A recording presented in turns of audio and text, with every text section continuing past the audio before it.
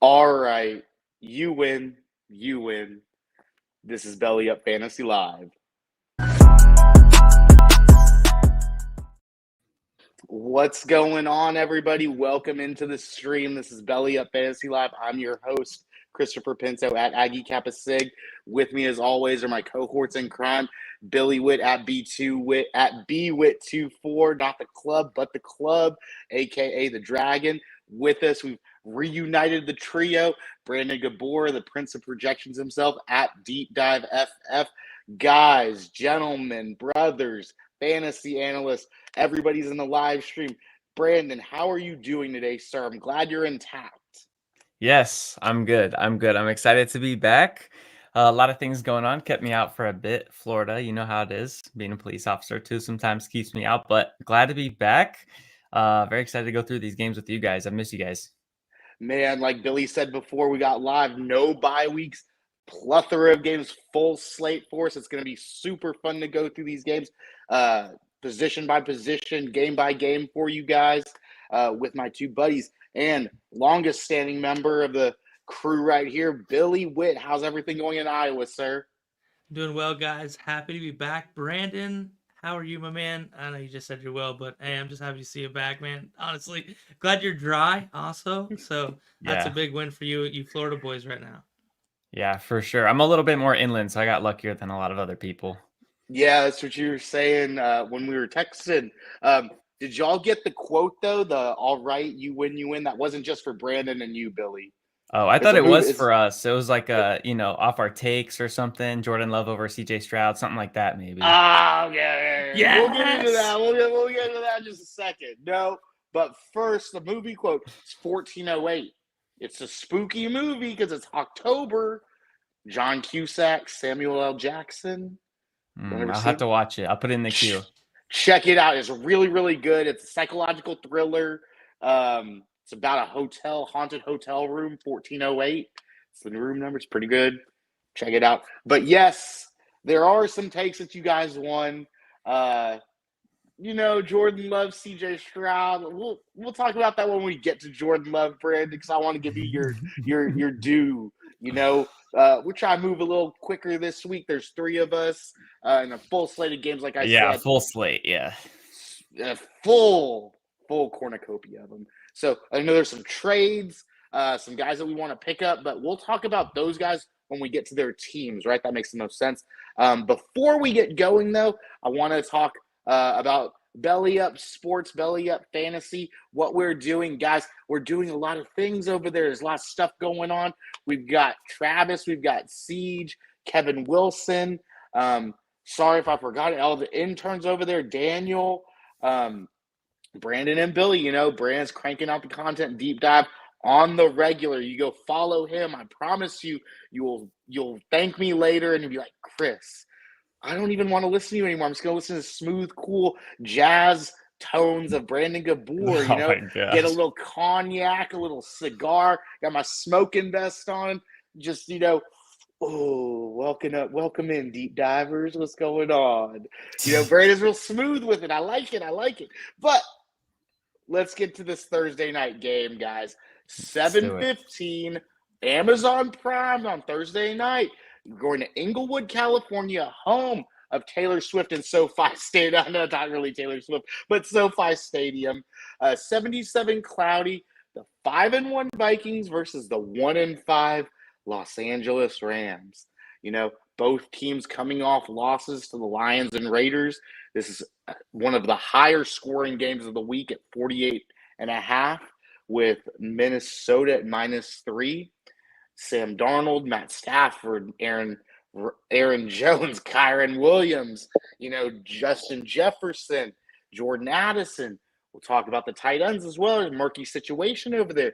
Man, I got to set this thing up a little bit better over here. I'll get to that. And then obviously Cooper Kupp and the handful of wide receivers for the LA Rams. Guys, let's start with the quarterback position. Sam Darnold, Matt Stafford.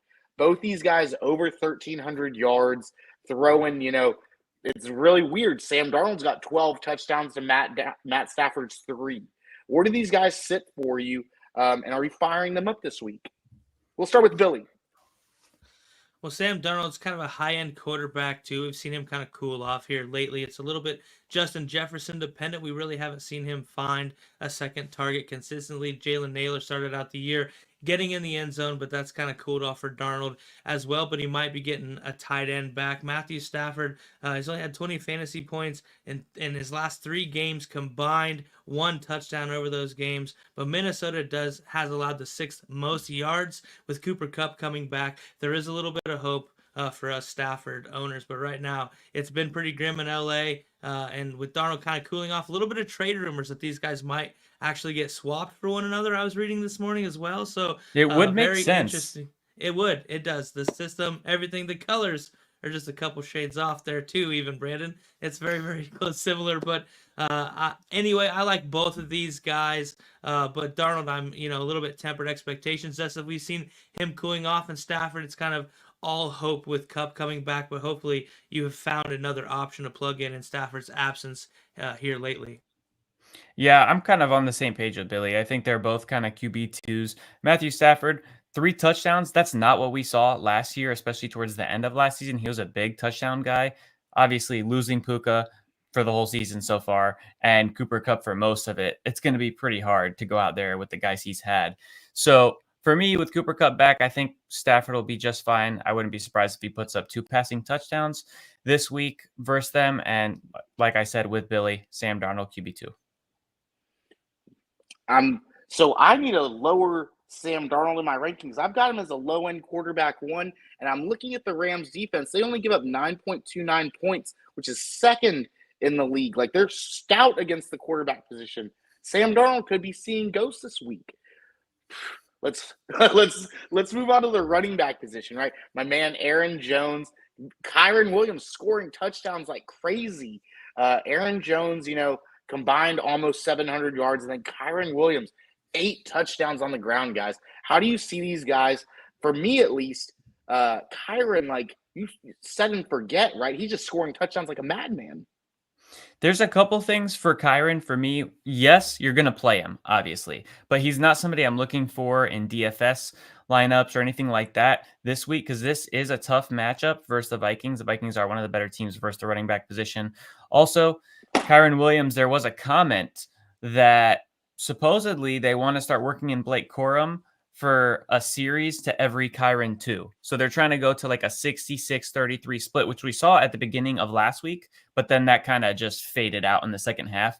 If for some reason they start going to that and Blake Corum actually starts getting used, which I assumed would happen from the beginning of the season based off the investment that they gave and put into Corum and his similar skill set, then Kyren might not be the 80+% running back touches guy that we've gotten used to. So the combination of the tough matchup and supposedly Corum maybe getting more work makes me think maybe we should temper our expectations. Still RB1, but don't think he's going to do anything crazy. Yeah, I'm kind of with Brandon here on Kyren. I mean, he has 9 touchdowns in 6 games, 8 of them on the ground, 1 in the air. You talked about, Chris. I think he has a 9-game touchdown scoring streak going as well, and 75 or more yards in 4 straight games. I mean, he's really playing very well right now. Like you said, Chris, set and forget. I have in my notes for about a handful of guys that we're going to talk about tonight. I'm glad you said that. You always give me crap about unlocking the next gen stat. That I can't tell you how many times I wrote that down. But to Brandon's point, Minnesota allowing the 8th fewest fantasy points to running backs. It is kind of what they do, and they're very, very weak on the back end. That leads me to believe that if the Rams are tooled up with Kupp, that maybe they're able to take advantage on the back end and don't have to rely on Kyren quite so much with the volume we've seen him have. But I still, you're putting him in your lineup. You're not, trying to sit him or anything like that. Just an opportunity for you to look for a little bit more of a high play somewhere else in your lineup, as Kyren may be worth tempering your expectations. And Aaron Jones, 90 or more yards rushing in 4 out of his 6 games this year. That's better production than we probably saw him have with the Packers typically from a consistency standpoint. You're plugging him in as well. You've been relying on him thus far. He's been playing well for you, and the Rams are a middling defense against the running back position. So no reason to be scared off your spot right now with Aaron Jones. No injury designation or anything like that to make you want to fade him. Yeah, the Rams are actually allowing the 6th most points to the running backs, so that's a good thing for Aaron Jones for sure. And he's getting more usage than he did in Green Bay. Haven't seen that kind of usage since back in the day at UTEP. Guys, the let's talk about the wide receivers now, because everyone's fast and furious, Vin Diesel style offenses these days. The Vikings give up the most points to receivers, almost, oh my goodness, over the last 4 weeks, 52-33. Oh, 5-2-3. That's my wife's birthday. That's good. 52-33 over the last 4 weeks to wide receivers. What wide receivers are you firing up this week? What's your outlook on Kupp? And on the opposite side, Justin Jefferson, Jordan Addison, Jalen Naylor. Anyone else sticking out to you on that side? On the Rams side of things, obviously, be very confident in Cooper Kupp. I think you just said the actual number. The Vikings are giving up the second most points to the wide receivers. Just hammer that down. Say it one more time for everybody. And it's partly because they have a good defense. It's partly because of how many points they put up. And so, that's also part of the reason why I think the Rams maybe have been decent versus quarterbacks so far, because the Rams offense hasn't been putting up much points. But if their offense gets better, it might go the other direction. But anyways, to the wide receivers, Tutu Atwell is the second guy if Puka, who's questionable right now, misses this week, because Tutu Atwell might sound crazy. He's top 10 in the NFL in yards per route run. And he's done pretty good over the last 4 weeks. He's usually leading the team in some receiving metric, whether it's yardage, target share, anything like that. And this is going to be one of those games where they're going to have to throw the ball. They're going to have to keep up with an offense that's good, and they might have a better offense with cutback that can sustain drives, be on the field more, get more plays out, more pass attempts out. So Tutu Atwell, if Puka is out, is a nice secondary piece to be throwing out in the wide receiver room. And then for the Vikings, I mean, you're starting Jefferson, and if you're in a deeper league, definitely throw out Addison in your flex. He's one of those guys that's going to be a big start-sit question depending on who you have on your bench. Yeah, I really like the Tutu Atwell thought too. Brandon, 4 straight games with double-digit fantasy points, and getting Cooper Kupp back means that they probably start to stretch the field more with him, like we saw last year when he was getting a little more PT when guys were banged up around him. So I like that play a little bit in a flex spot for the long bomb touchdown, like in our BellyUp league, my home leagues. You get that 3-point bonus for those long bombs. So I like Tutu for that this week. Justin Jefferson, 5 straight games with 6+ receptions, 80+ yards. Didn't have a touchdown only one time this season. He's been doing exactly what you drafted him to do. But outside of him, I'm not too excited about any of the Vikings. Jalen Naylor, I talked about getting in the end zone at the beginning of the year, like the first 3-4 weeks of the season, but has since cooled off. Jordan Addison, I like for a spot start last week and kind of burned me. He's just not doing a whole lot. However, there is a little bit of hope that Sam Darnold gets fired back up. T.J. Hawkinson possibly back for these guys. Not sure on the practice report, but I think Sam Darnold getting back on track will bring some of these other guys with him other than Justin Jefferson. Real quick question. I might not do this for every game, but does this seem like a dud game for Justin Jefferson? I'm looking at this. The Rams give up the least amount of points over the last 4 weeks, 17.6 points to wide receivers. With the thought of Trey White on him, does that affect your thought on Justin Jefferson? It doesn't for me. Justin Jefferson is not only one of, if not the best wide receiver in the NFL, but he also has one of the best creative minds that always knows how to get him open. They scheme him open. They make it a point to always make sure that he cannot be eliminated from a game. He's one of the only wide receivers that never gets shut down pretty much. So at least as of late, his first 2 seasons, sometimes I think Jair might have shut him down once or twice, but for the most part, Justin Jefferson never gets shut down. So I'm not worried about it. Yeah, they're also a little familiarity with like Jair. They play twice a year. They probably study each other pretty damn close. So, I mean, for me, there's not really anybody outside of the familiarity that even concerns me a little bit with Justin Jefferson. Firing him up, set him and forget him, Chris. Fair enough. Anyone that we miss, guys? I don't think so. Moving on to the Jets and the Patriots. An NFC East showdown, Gillette Stadium, Foxborough, Massachusetts. 62 and cloudy for this low 41.5 over under. The spread is going, or the spread's negative. Whoo! The Jets was 7.5. That's Drake May, boy. The force be with you on this one. I feel it. I feel it in my bones. I'm sorry. I'm getting out of control on this one. Okay, the New York Jets, the New England Patriots. Aaron Rodgers, Drake May, Breece Hall, Oh, I'm getting really tongue-tied now thinking about Star Wars and stuff like that. Star Wars is my jam. Super sorry about that, guys. I'll stop for a second. I'll mute myself. Brandon, Billy, take it over on this game. Who are you firing up? Are you scared of anybody? Go. I'm absolutely firing up the running backs for the Jets because the Patriots allow the second most points to the running backs. And not only is it a low over under at 41, like you said, Chris, but the Jets are favored by 7 or 7.5, depending where you're looking. And that means that they're going to be pounding the ball. It fits perfectly what their strength, the Jets' strength so far this season has not been passing at all. It's been running. And they've got 2 good running backs to do it. And the weakness of the Patriots defense is their rush defense. So to me, that's what this game is going to be dominated by. It's going to be Breece Hall, who is maybe RB1 now because he's getting the touches. He's getting explosive. The scheme looks like it's changed up a little bit with the play caller change.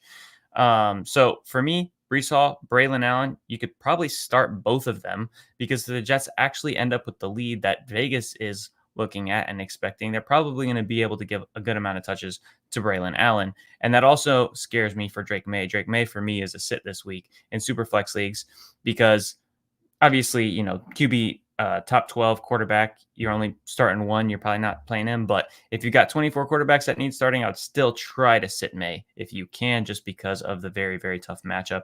And the Jets have a good defense, so they might capitalize on some risky throws that he might be forced to make towards the end of the game. Yeah, I agree with you on Drake May. Back-to-back top 10 weeks for him, but tough matchup against these New York Jets. So I'm questioning, maybe he starts to use his legs a little bit, utilize his running ability to make some plays. However, like you said, rookie quarterback, not a lot of help. Tough matchup.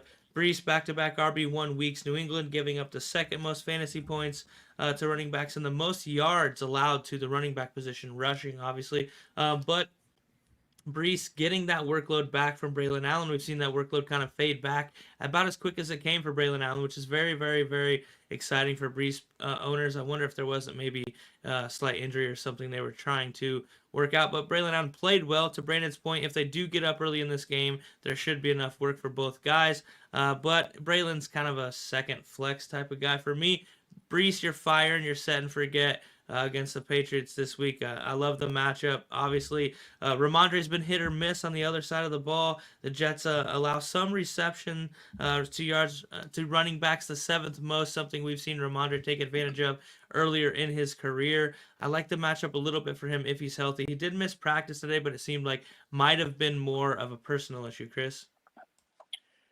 I'm not too sure about any of that stuff like that on Narrative Street these weeks. Let's talk about the wide receivers, right? Did you talk about Tay Adams? I love Aaron Rodgers going and getting Green Bay 2.0 out there. Like I said last week, A.J. Dillon might be joining the force next year. Who knows? Guys, for the wide receivers, Allen Lazard, too, he's been scoring touchdowns like crazy out there. It's absolutely wild. Jalen Polk, a fan favorite, Hunter Henry, pass-catching tight end who is super lighting it up right now. That probably didn't make no sense. He's lighting it up on a super speed track like Sonic. Ooh, foreshadowing for later. Remember, Sonic and Knuckles. I'll tell you about that later. But guys, these pass catchers, who do you like and who are you sitting? So for me, I like Garrett Wilson as a set and forget wide receiver 1 and 2, 15 points per game, or 15.8 points per game. I'm sorry, 8+ targets in 6 of his 7 outings, and now all he did is become the number 2 to Devontae Adams, and I think that sets him up for very, very favorable coverage a lot of the time because even though Garrett Wilson being the younger, maybe even faster guy, Tay Adams being the bigger threat with that communication with Aaron Rodgers, it will not take them very long to get on the same page. So I just don't imagine the typical trade where, the guys show up and it takes them several weeks to start contributing. I just don't see that happening. But I love Garrett Wilson in this matchup as well against the Patriots. And on the other side, I don't want any of the Patriots receivers, but I will talk about my guy, Hunter Henry. We talked about the tight end position last week for the Patriots. Chris, you talked about Hooper. I talked about Hunter Henry. Hunter Henry's been top 7 back-to-back weeks with the young kid Drake May under center, 8 receptions for 97 yards, and Hooper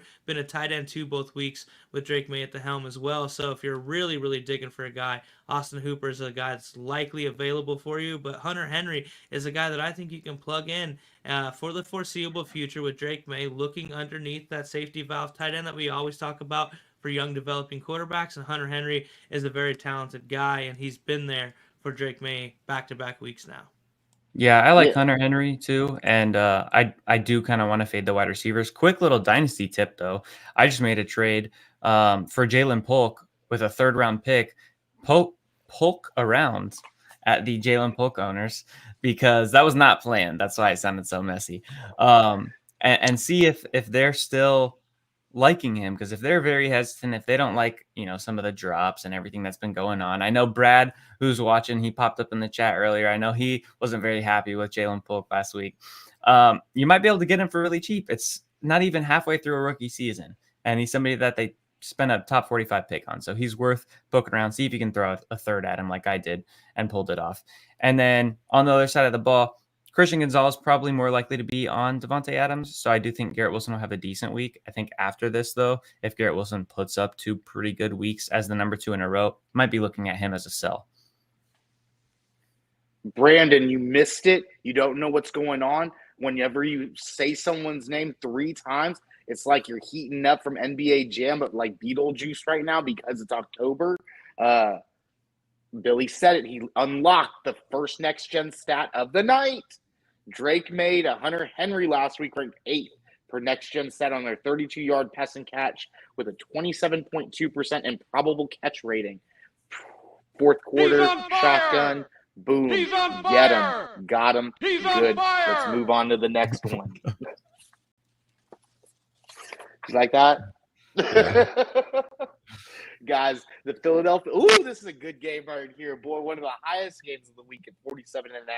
The Philadelphia Eagles at 4-2 go face the Cincinnati Bengals, who are 3-4 at Paycor Stadium, home of Cincinnati, Ohio. 70 and Sunday. It will be Sunday, but it'll be 70 and sunny for this game. Noon on CBS, guys. Both these teams coming off wins. Kind of like the in the longest yard, you gotta have that tune-up game. The guys played the Giants and the Browns. Now we're about to see it, lighten it up, right? We're firing everybody up in this game, right? No doubt about it. Almost. Well, Brandon, tell me who you're not starting in this game first, and then we'll go on and be happy and then move on. So Let's be sad first.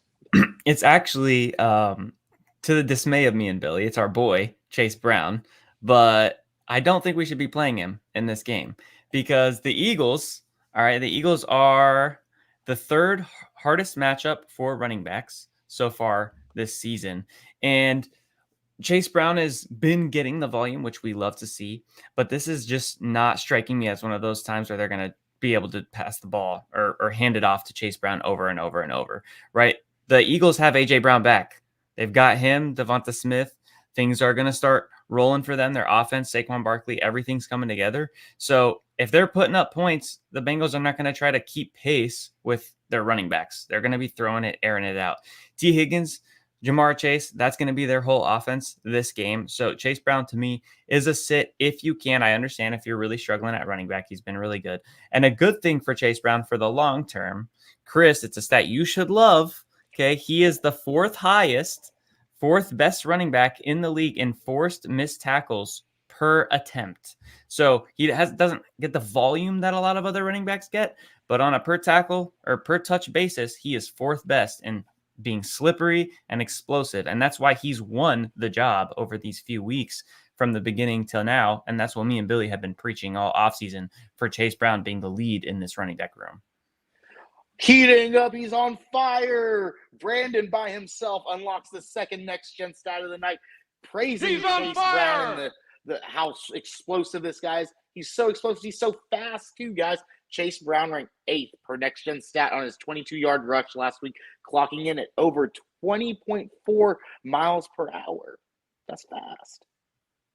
Yeah, Chase Brown, a guy we've been touting all year, Brandon, and he's starting to shape up, but I'm kind of with you here. He's coming in at running back 24 right now as we hit the midseason stretch, really starting to come up the back end of everybody, but 4 straight games with 10-plus carries We're starting to see him really take a stranglehold on that job from Zach Moss, who's had less than 10 carries in all 3 games here lately. So like to see Chase Brown taking over that role. However, this is a rougher matchup. The Eagles have been more vulnerable on the back end, and obviously Joe Burrow has been really lighting people up at times here lately. A little bit inconsistent. However, but he's a must-win situation for the Bengals, as they had a slow start, and Joe Burrow kind of made Very much everybody must win. aware that that's how he felt and that's what he was going to be. He said against the Ravens, I have to play perfect, and man, he's done pretty well. I mean, had a stinker there right after, but Jalen Hurts on the other side of the ball, going against the Bengals, who have allowed the 6th most fantasy points to the quarterback position, particularly rushing the ball. They're the quarterback 1 over the last 4 weeks in rushing yards allowed. So I think Jalen Hurts likely gets in the end zone running the ball, and Saquon Barkley definitely a set and forget play in the rushing game in the backfield for the Eagles here. Yeah, Josh Allen. Jalen Hurts, a top 10 quarterback over the whole season in scoring.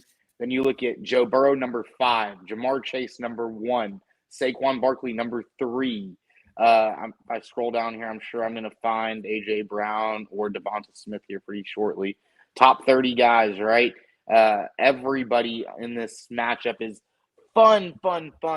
Question for you guys is on the Philadelphia side at tight end, Dallas Goedert. What's the outlook on that? And do you like Grant? I don't even know how you say his last time. I'm not going to butcher it. So Grant C, if you need a spot start at tight end, are you looking at this guy in this high-scoring game? I'm not looking at either of the tight ends. Now that you've got AJ and Devonta back, I think that's kind of just the offense. What about on the opposite side, Billy? Ryan Hicks's guy, Mike Gesicki, your guy, Eric All Jr. Do you like any of those guys in a deep play? In a deep play, I mean, you're getting a little bit excited about some plays Gesicki's making, Eric All as well, but neither one of them are having enough consistency for me to really want to have to plug them in. If you are playing them, you're in dire straits, or you're like me in most places at tight end. I might as well just not have a tight end. Most weeks I'm chasing 3-4 points, but not that exciting, and the Eagles aren't necessarily very susceptible to tight ends. That would lead me to believe that they'd be a decent spot start either necessarily. That's very fair. Now, guys, Halloween is coming up. There's some really good costumes out there. Both of these guys, they got the same costume. One's got Patrick Mahomes MVP edition. One of them's got Patrick Mahomes 2024 edition going on. Jordan Love, Trevor Lawrence, the really, really good 5-2 Green Bay Packers go down to Jacksonville, Florida, Everbank Stadium to face the man, Sunshine Ronnie Bass himself, Trevor Lawrence, with the 2-5 bad Jaguars. I say so much more for the Jaguars and other teams in the Texans division. You'll understand when we get to the Colts as well. Billy, being a Colts fan, always knows whenever it's an AFC South team that I'm talking about. These teams, man. Yeah. The Green Bay Packers, right? They faced the Houston Texans last week. Speaking of the Texans, I don't know how that got brought about, but the Houston Texans, C.J. Stroud, faced Jordan Love and his Patrick Mahomes MVP candidate-esque attire last week. This guy's got 15 touchdowns on the season. He missed games this year. Brandon was like, this guy's on pace for what? Like a 87? I got it right here. Okay, I got it, Chris. Okay. There, people that are watching, you'll have to understand. There's some guys that we'll talk about more in depth or more heatedly because we talked about them in the offseason that gets drug in through the season. One of these guys, yeah, you can't trust him, but I mean, the guy that you can trust apparently right now is Jordan Love because he's amazing, right? He's so amazing that Brandon was just like, I asked these guys in the offseason. So I'm looking at these numbers. We're going back and forth hard about it. And I'm like, so you guys are telling me this guy's Patrick Mahomes? So, look, you got to give him the context. Real quick. What was the answer to that, Brandon? Obviously, he's not Patrick Mahomes. What? I didn't Okay, say that. okay. Exactly. What are Right, you right, talking right, about? right. Chris, Because can what you I'm pass getting. me the mic? No, I can't because this guy, I'm the host. That's what you like. That's what you don't understand. So this guy, right, Jordan Love, he's on pace to do great things because Brandon was all in on him. He knew about him. I asked him a simple question: is this guy Patrick Mahomes? And I got crickets.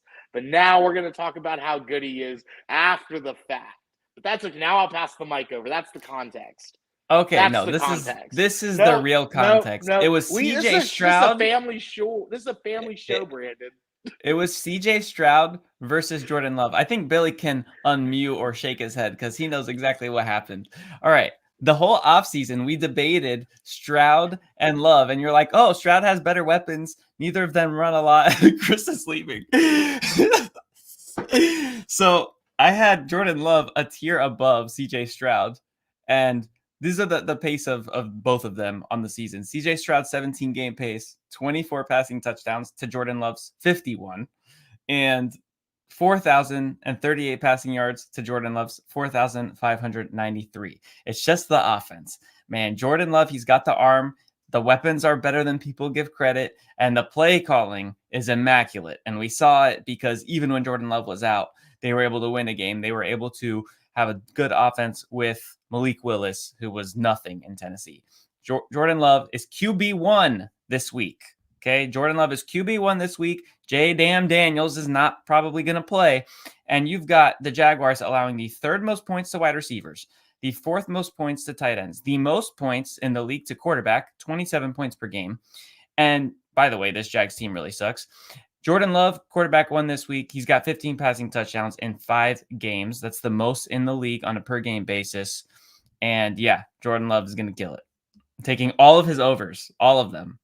Yeah, man, I'm right with you. You said everything I have written here. Even Jordan Love, quarterback 1, quarterback 11 right now in the season. Even with those 2 missed games, Brandon, he's killing. He's bringing us right in where we thought he would. We're going to get to Raz Pinto about him all year, just like he does with us with James Cook and the missed tackles. But on the other side, I'm going to sit Trevor Lawrence this week. Here's why. They've allowed no quarterback to be in the top 20. Their last 3 guys, we've allowed Stroud, Kyler, and Matt Stafford to do absolutely nothing. Stroud was 10 of 21 for 86 yards. Kyler was quarterback 25. Stafford was quarterback 22 against these Packers. So tough matchup for Trevor Lawrence. I'm avoiding him this week if I can.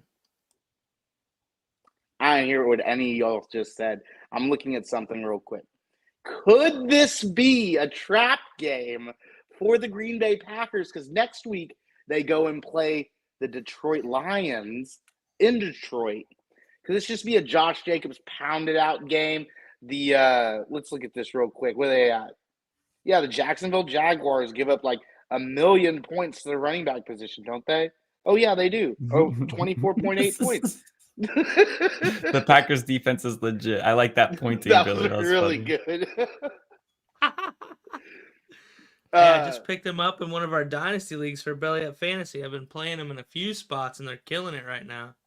The Packers defense? Yes. You gotta love it over there, man. Worth your time. Sorry, I got carried away. I was listening to all that. I'm looking at my notes, and I'm like, Jordan Love, where is he ranked for me? Because they do. He's going to shred these guys up. But like I said, maybe they don't because they just let Josh Jacobs do all the work. Emmanuel Wilson go do all the work on this ground game.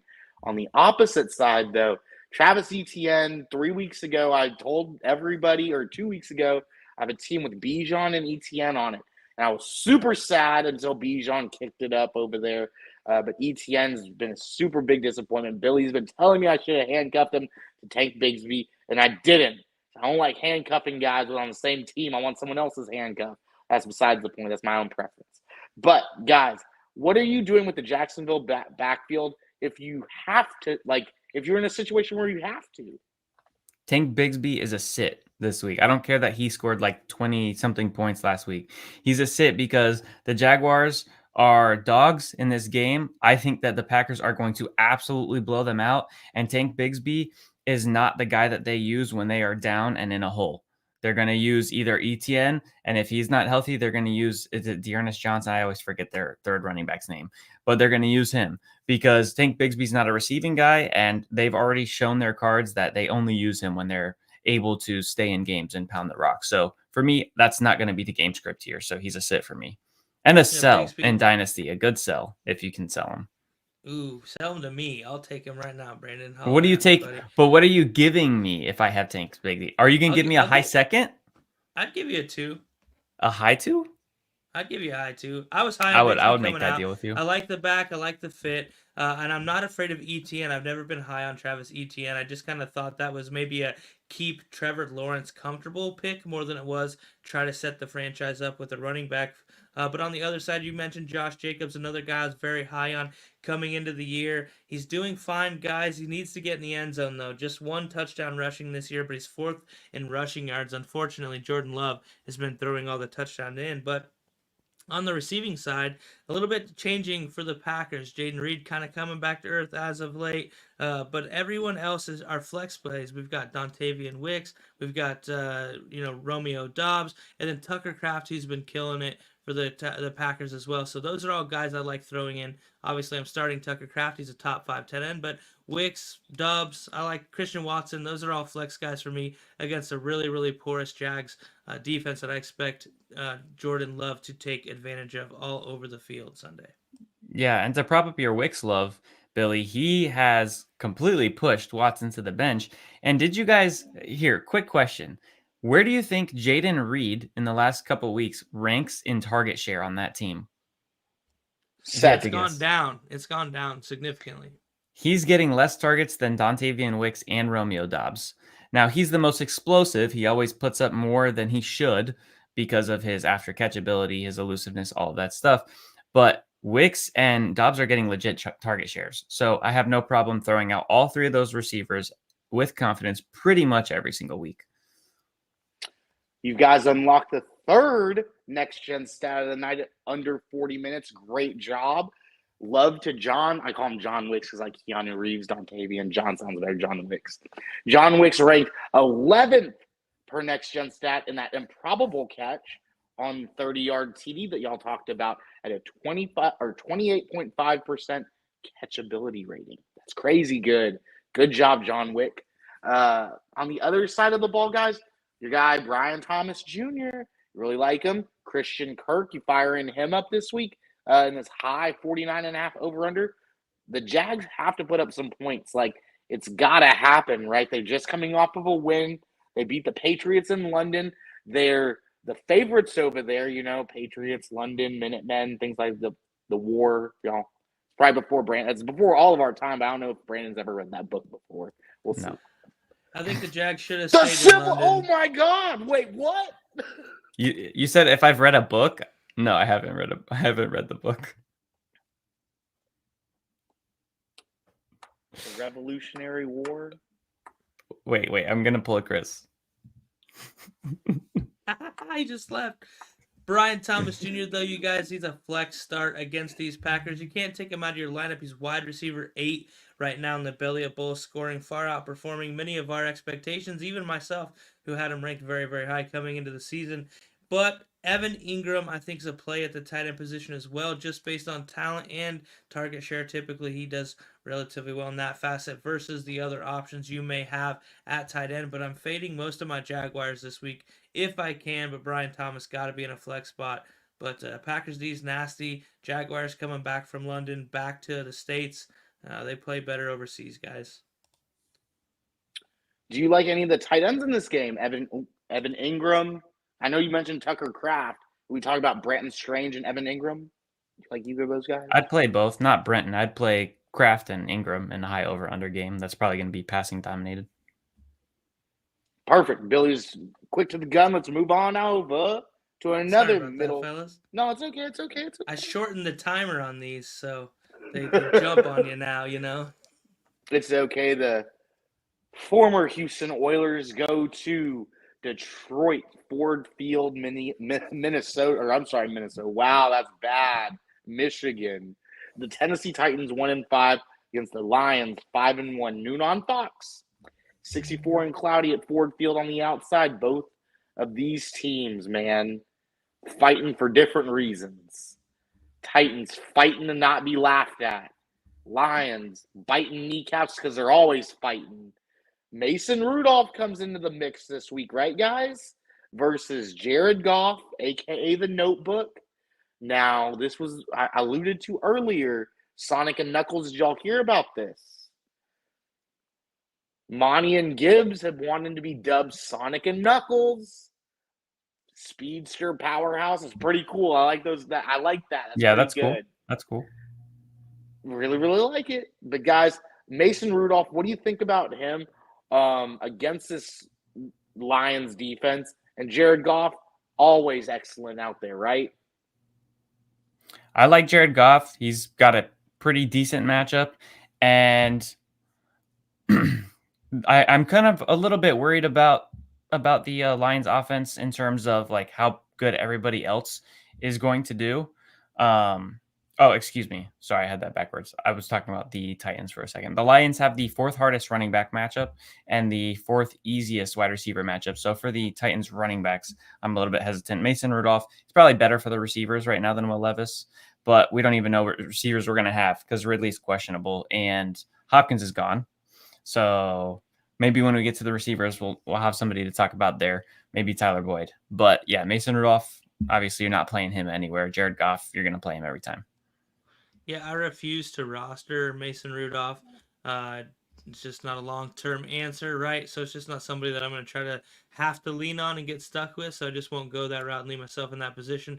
Jared Goff is a middle, low-end quarterback one, an MVP candidate right now, but the Titans defense is relatively tough. The only Titan, I think, outside of Mason Rudolph coming in at quarterback that is worth talking about, I don't care about any pass catchers. I don't care about Mason Rudolph necessarily, but Tony Pollard has been a pretty solid, consistent running back too. He's number 22 right now overall, and Detroit allows the 6th most fantasy points to running backs. He's a lock for 15 to 20 touches, a guy that should be in your lineup if in a flex spot. And on the other side of the ball, I think you can sit both Jahmyr Gibbs and David Montgomery against these Titans. They've been ridiculously tough. They've only allowed one running back to rush for more than 50 yards. That was Breece Hall. And they've allowed 4 receiving touchdowns, which gives a caveat that maybe you're hopeful for your Jahmyr Gibbs shares. However, all 3 of those 4, were to backup running backs, the other one being to Breece Hall that one same game. So really, outside of that one night against Breece, they have kept everybody's running back in check. Like I said, like 51 yards rushing to Tyler Goodson was like the best outing that they've allowed. So I'm really tempering expectations on my Lions rushers this week against the Titans. The Titans haven't faced an echidna and a hedgehog, though. It's Monty and Gibbs. Like you said, slick boy Tony over there from his Dallas Cowboys days, Tony Pollard, fire him up, right? Unbelievable over there in Tennessee. Guys, when you're looking at these pass catchers like Brandon alluded to, Nuke no longer there, Calvin Ridley questionable, Tyler Boyd has a familiarity with Callahan, but you're not trusting Mason Rudolph. Chigakonkwo, Josh, I guess it's Wally? What do you think about those tight ends? No? Yeah. The tight ends, no. Tyler Boyd, I actually am fine playing with. I think he's one of those guys, if you're suffering from injury, you can just pick him up off the waiver for this week, throw him in your lineup and get 10 points. He was 5 for 5 last week. And Calvin Ridley, if he doesn't play, and now Hopkins is gone, I mean, the Lions are giving up the 4th most points to wide receivers, and we know the Lions are going to score. So the Titans are going to be forced to pass the ball. So I think that Tyler Boyd might be actually a sneaky play. Yeah, a lot of garbage time in tune for the Titans. I agree with that. Question for rest of the season. If you're a Calvin Ridley holder, I don't know any of us are, maybe, I don't know. Are you holding on to him or are you dropping him? Definitely holding. I'm probably the most anti-Calvin Ridley person there is. I think over the last 2 years, every time I bring up his name, it's probably me just crapping on him. But you can definitely hold him now because with Hopkins gone, I mean, he's going to be the number 1 target by a long shot.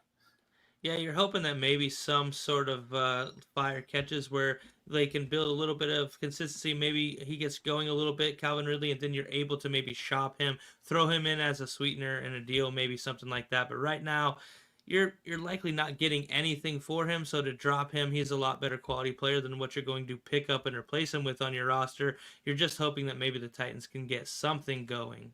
And on the other side, Tim Patrick, Khalif Raymond, both guys I like to kind of fill in with Jameson Williams being suspended, and Sam Laporta I think gets back on that horse and balls out this week. Being that Jameson Williams is kind of out of that game, they'll use him to attack the middle of the field as well as they struggle to run the ball. I think Laporta has a really big day this week, you guys. I think so too, but I'm going to Okay. back it up a little bit because both of y'all have unlocked the fourth next gen stat of the night. We're going to be here for like 4 hours. I promise you, if you keep doing this, guys. I'm sorry though.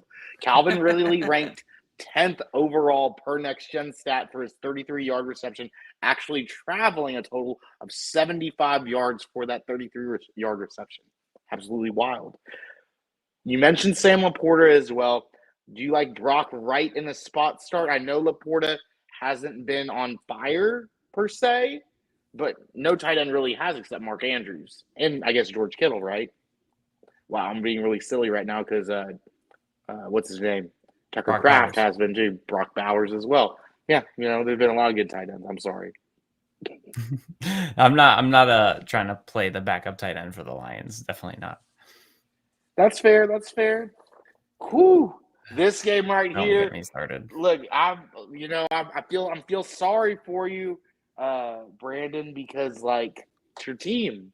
I never want you never cheer for another man's team to do bad, but your team did terrible due to injuries. We don't really like injuries in fantasy football because they suck. It's a part of the game.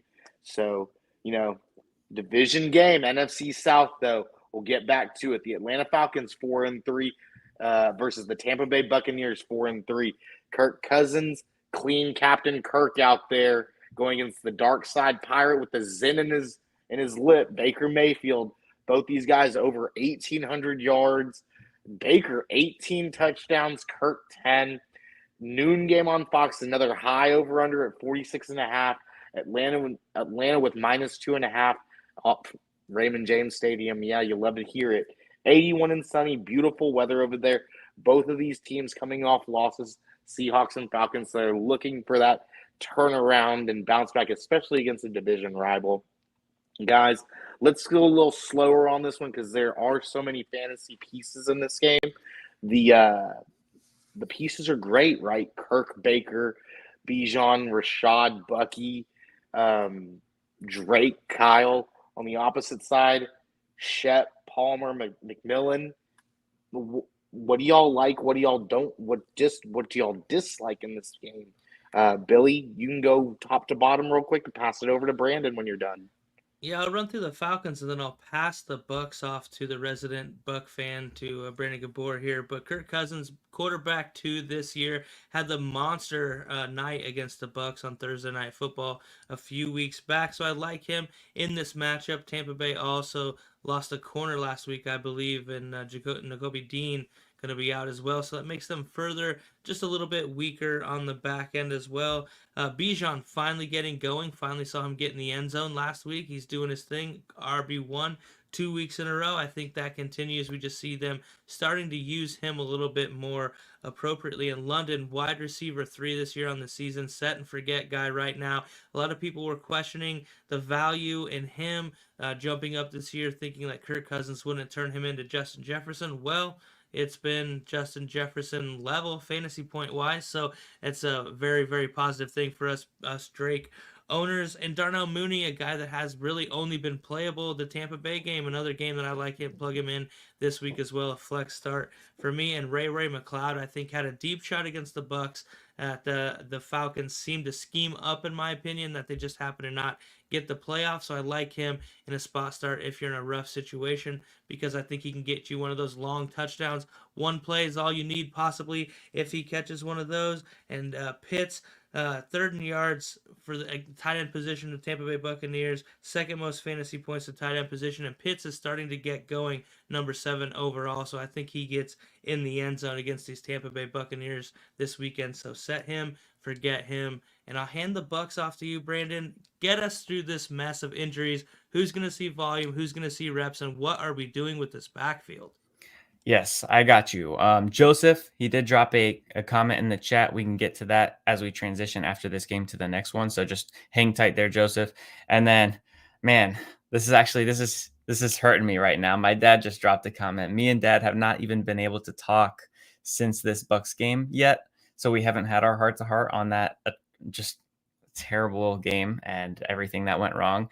So I also agree that the Buck season is probably over unless they make a win now move like for Cooper Kupp or something like that, which I don't expect to happen because going and getting into these Bucks, Chris Godwin's done for the year unless we get to like the Super Bowl maybe, which is not going to happen. And Mike Evans is out for probably what they're expecting 3 games because they did not put him on IR. And it was a pretty nasty hamstring injury. I don't know why he was playing. He already had the hamstring injury, but whatever. So we lost our 2 guys just like Stafford lost Kupp and Puka, and we saw what happened to Stafford. I'm worried that that's going to happen to Baker. The moment that he lost Evans, Baker became a lot more reckless in his decision making. Now you're going to take away the number 1 fantasy wide receiver in Chris Godwin as well, and he's going to have to try to make it work with all this other stuff. I'm scared, man. I don't think it's going to work out well at all. Baker Mayfield was tied before that Ravens game for league lead on passing touchdowns. He was the number 1 quarterback in fantasy, just above Jaden Daniels. That's all probably in the tank now. Maybe he can resurrect it. So we got to try to figure out how he can. So that's what I'm going to try to discuss right now. So the running backs are going to be the biggest focus. K. Dotton, who you've got pictured there, and the running backs are going to be the biggest focus of this Bucks offense. Jalen McMillan, he's been up and down. He's not somebody that we can just give a whole bunch of volume to with absolute confidence. Same thing with Sterling Shepard. Same thing with Trey Palmer. None of those guys are very complete right now. I mean, Sterling Shepard, we know his role. He's been in the league for a long time. But when I'm thinking about this team, it's K. Dotton probably getting 8 to 10 targets. And then Bucky Irving and Rachaad White, with Rachaad White leading, probably combining for about 10 targets. That's going to be what this offense is. And we saw last week versus the Ravens, the biggest success the Bucks had was involving those running backs in the receiving game and then using K-Dot. And that's probably what's going to continue. If I have to pick a wide receiver, it's not going to be Shepard because he lacks ceiling. It's not going to be Palmer because he lacks utility. It's going to be Jalen McMillan. He's the guy that we invested most in. He's the guy that is probably the most deployable in different areas of the field. He played slot in college. We've been using him on the outside because Godwin was our slot guy. Now that Godwin's out, McMillan's probably going to go into the slot unless we make a move for somebody. So if you have to take a receiver, it's going to be McMillan for me. But really, this is the biggest takeaway from the injuries is K. Dotton is going to be a every week starter for you in the tight end spot. And Rachaad White has been completely saved by injury because he is an amazing receiving running back. He's probably one of the best in the league. He's very smooth. He looks like a wide receiver when they throw him the ball, and he's great in space. And when you throw the ball to a running back, they've got a lot more space than when they're taking the ball behind the line of scrimmage on carries. So Rachaad White's probably going to turn into almost a receiver for us. So he's going to be very good for the rest of the season. And on the Falcons side of it, because I have a bunch of notes here, right? On the Falcons side of it, the Bucks are allowing the 3rd most points to quarterbacks. So you're going to start Kirk Cousins with confidence. He also destroyed us last 2 weeks ago. Bijan, he's a top 8 running back minimum the rest of the season. I would venture to say that if we redrafted right now, I'd probably still take Bijan in the top 5 like I was preseason, because something I've been talking about a lot of people have been asking me about is that the fact that, hey, Bijan's not getting a lot of touches. He's not getting the touches we were expecting. And I think it's mainly been because of injury. He was listed on the injury report in the middle of the week for like 3 weeks in a row. Suddenly he's off the injury report. And now this past week, he gets over 80% of the running back touches, which is an elite number. They talked about using him like CMC in the offseason. They came from the Rams, which used Kyren like CMC in terms of usage. Those were like the 2 most used running backs were CMC and Kyren last year. And now those coaches are here with Bijan, who's now fully healthy. So I expect Bijan to start getting crazy touches. He's the best player on their team, even though they've got weapons everywhere. And obviously you're starting Drake London. Darnell Mooney is top 12 in targets in the NFL right now. So he's somebody that you're absolutely starting as well. You're basically playing everybody on the Falcons.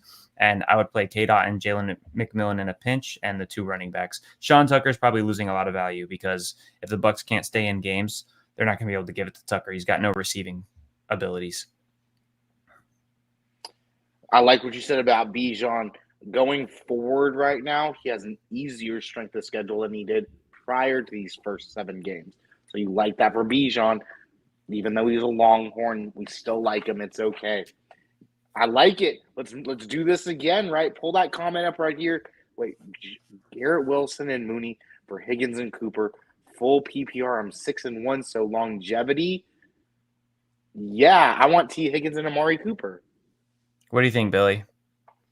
I think I want Garrett Wilson and Mooney. I like T. Higgins. I'm not sure about Cooper in the Bills offense, but I think the bigger upside lies with Garrett Wilson, with Tay Adams joining the offense, him becoming a number 2. Mooney, like you said, number 12 in targets. He's not producing quite yet, but opportunity over everything, right, guys? So I will take the left over the right, because also the number one thing here that I want to throw in, the Bengals fantasy playoff schedule is brutal. No thank you on trading for those guys. You guys actually set me up perfectly for my answer because you guys went opposite directions. I think this trade is a wash, but I do think using these players, you can find a better trade. So for me, I'm lower on Garrett Wilson than Billy and most people are, and I'm lower on Amari Cooper with the Bills than most people. I'm higher on T. Higgins and higher on Darnell Mooney. So for me, I'm taking out Mooney and Cooper from the trade. See if you can flip Garrett Wilson straight up for T. Higgins. T. Higgins, surprisingly, is the first read in the Bengals offense more often for 4 weeks in a row than Jamar Chase. Jamar Chase is more explosive, but T. Higgins has been the first read more than Jamar Chase. T. Higgins is getting a high target share. That team is going to continue to pass the ball a whole bunch. So T. Higgins, I think, is a top 15 wide receiver, top 16 wide receiver the rest of the way. And I don't think that about Garrett Wilson. I think Garrett Wilson is more of a back end wide receiver too. And that's depending on what kind of game you're going to get. If it's a game where, they're favored to win by a bunch and they don't have a number 1 corner to shut down Devontae, Garrett Wilson might get 4 targets. So for me, I would try to do that if you can. He's getting Nico, Collins, and Pacheco back.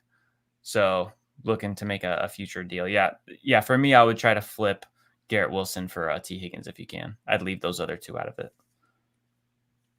Brandon always got the outside the box thinking. I like it. Let's move on to the next game, Billy. We're at an hour, and we're not even to the 3 o'clock games yet. I'm sorry, guys. Y'all are the ones unlocking the next gen stats, not me. But the next game, the Arizona Cardinals and the Miami Dolphins. Another high over-under on this one. It's 46.5. Miami -3 at Hard Rock Stadium, Miami Gardens, Florida. 81, and it's going to be raining outside. I don't know if they're going to close the dome in Miami. Do they do that? I'm not too sure. Is Tua going to play this week? Is Marv going to get a touchdown this week? What's going to happen? Who wants to talk about Tua first? I'm just happy he's back and gonna bring some value to these receivers in Miami that we all drafted so high. Tyreek has only had 2 games over double-digit points, just one since week 1 when Tua played, and Waddle has not been over double digits since Tua was in the lineup. So for that reason, I'm excited to see Tua. But the Cardinals aren't necessarily a great or bad matchup necessarily for him to go against, so it's not the most exciting thing, but I guess they are the 5th worst. Sorry, I was reading the wrong part of my notes. I apologize. 5th worst against the quarterback position as far as fantasy points allowed, so it is a decent matchup for Tua, but that time off, I do have some concerns. But if you have Tyreek Hill, you're excited to get him back in your lineup. That's the biggest thing for me, taking away from the Dolphins. And Waddle has been really, like I said, one time over double-digit points, not even a playable option for a guy you were drafting likely as a wide receiver 2, or very, very happy to get him as a wide receiver 3. So Tua back, rejoice for your Dolphin wide receivers, if not this week, soon. What do you think, Brandon? So I've got a couple notes here on the Dolphins defense, but I want to add context to it because sometimes you can't just take stats at face value. But here are the stats. The Dolphins have the number 2 hardest defense for wide receivers in fantasy, the hardest defense for tight ends in fantasy, and are the number 1 hardest by far against quarterbacks. Now, to add context to that, they have been without Tua Tagovailoa and a high-scoring offense for most of the season. Teams have not needed to pass the ball against the Dolphins. They have not needed to score a lot of points versus the Dolphins. So that defense is going to have inflated numbers because of that, because they don't need to, prevent teams from scoring as much as they would with Tua and everybody firing on all cylinders. Got choked up there. So for me, I'm not too worried about that stuff. I'm still playing Marv. I think he's a flex. He's going to be volatile. I wish that I kind of stuck with my initial idea during projections on Marv because I was a little bit lower, but all the hype, I fell victim to it like everybody else, and I moved them up higher than I should have. I actually had Neighbors over Marvin Harrison in my first initial look at projections, and then I changed it. But when it comes to what I am buying on the Dolphins defense, it is the quarterback stat. And Kyler is somebody I'm staying away from if I can. He was saved by a long scamper run for a touchdown last week. Other than that, he was not very good. The Dolphins are the number one, like I said, hardest defense by far. It's not close versus quarterbacks. They are allowing single-digit numbers in fantasy football, 8.67 points per game to the quarterback position. That includes guys like Josh Allen, who had only 12 points versus them. So for me, I'm sitting Kyler Murray almost entirely, unless it's like a super flex league. If you can find one of those guys on the waiver to throw in, like I might start, this sounds crazy, I might start Jameis over Kyler this week. And I'll talk Drake May. Drake May, no, he's a sit for me too, but I wouldn't be surprised if he outscored him. They're both going to be sub 15 points this week for me between Drake May and Kyler. It's just going to be, who gets either Drake May the long touchdown pass or Kyler if he gets a scamper touchdown. Yeah, I've got the same thing written next to Kyler. Do we have other options if we're relying on Kyler Murray this week? Because it's almost a foregone conclusion that he will not produce quarterback one numbers just based off what this Dolphins defense has done to everybody else. Like you said, Josh Allen, Anthony Richardson, a 7-point week last week.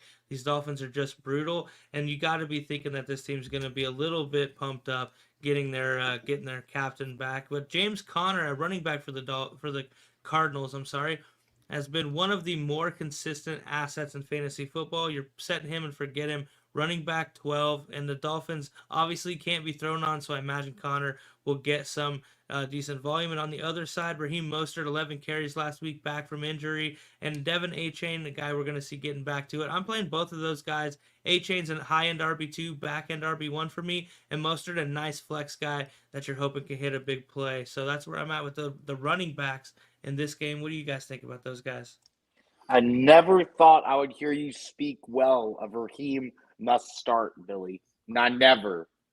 So I got a funny story. Okay, so last week the Indianapolis Colts retired Dallas Clark's jersey, put him in the Ring of Honor for his 9 seasons with the Colts, the Iowa Hawkeye himself. And Raheem Mostert was very excited to meet Dallas Clark because he said growing up he watched Dallas Clark and emulated his toughness and running style from watching Dallas Clark, which is crazy. So I will no longer be disrespecting Raheem Mostert. I'm right here tonight retiring Raheem Mostert. He loves my Hawkeye, so I'm going to return the respect. But still not a guy I'm rostering in fantasy. But we will see his carries start to pick up as the season comes along and he gets healthy.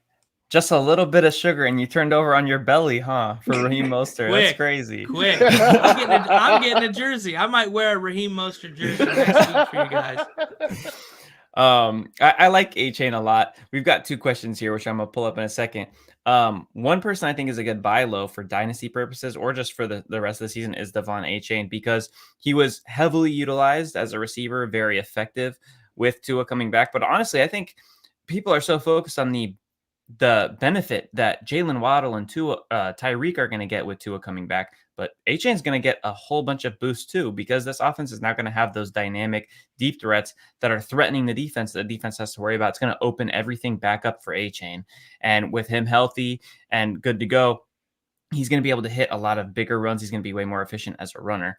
But one of these questions here is from Kevin: is Jalen Waddle a buy with Tua back?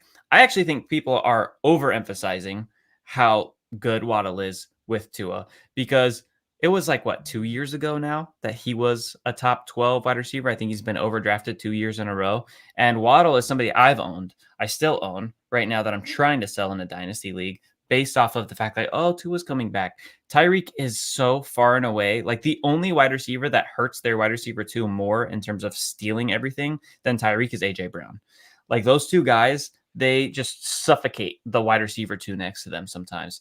And for me, I'm actually trying to capitalize on this and sell Jalen Waddle because I don't think that he's, what people are buying. And I actually think a good target for if you're selling Jalen Waddle will be George Pickens since Russ is back. We'll talk about that when we get to the Steelers.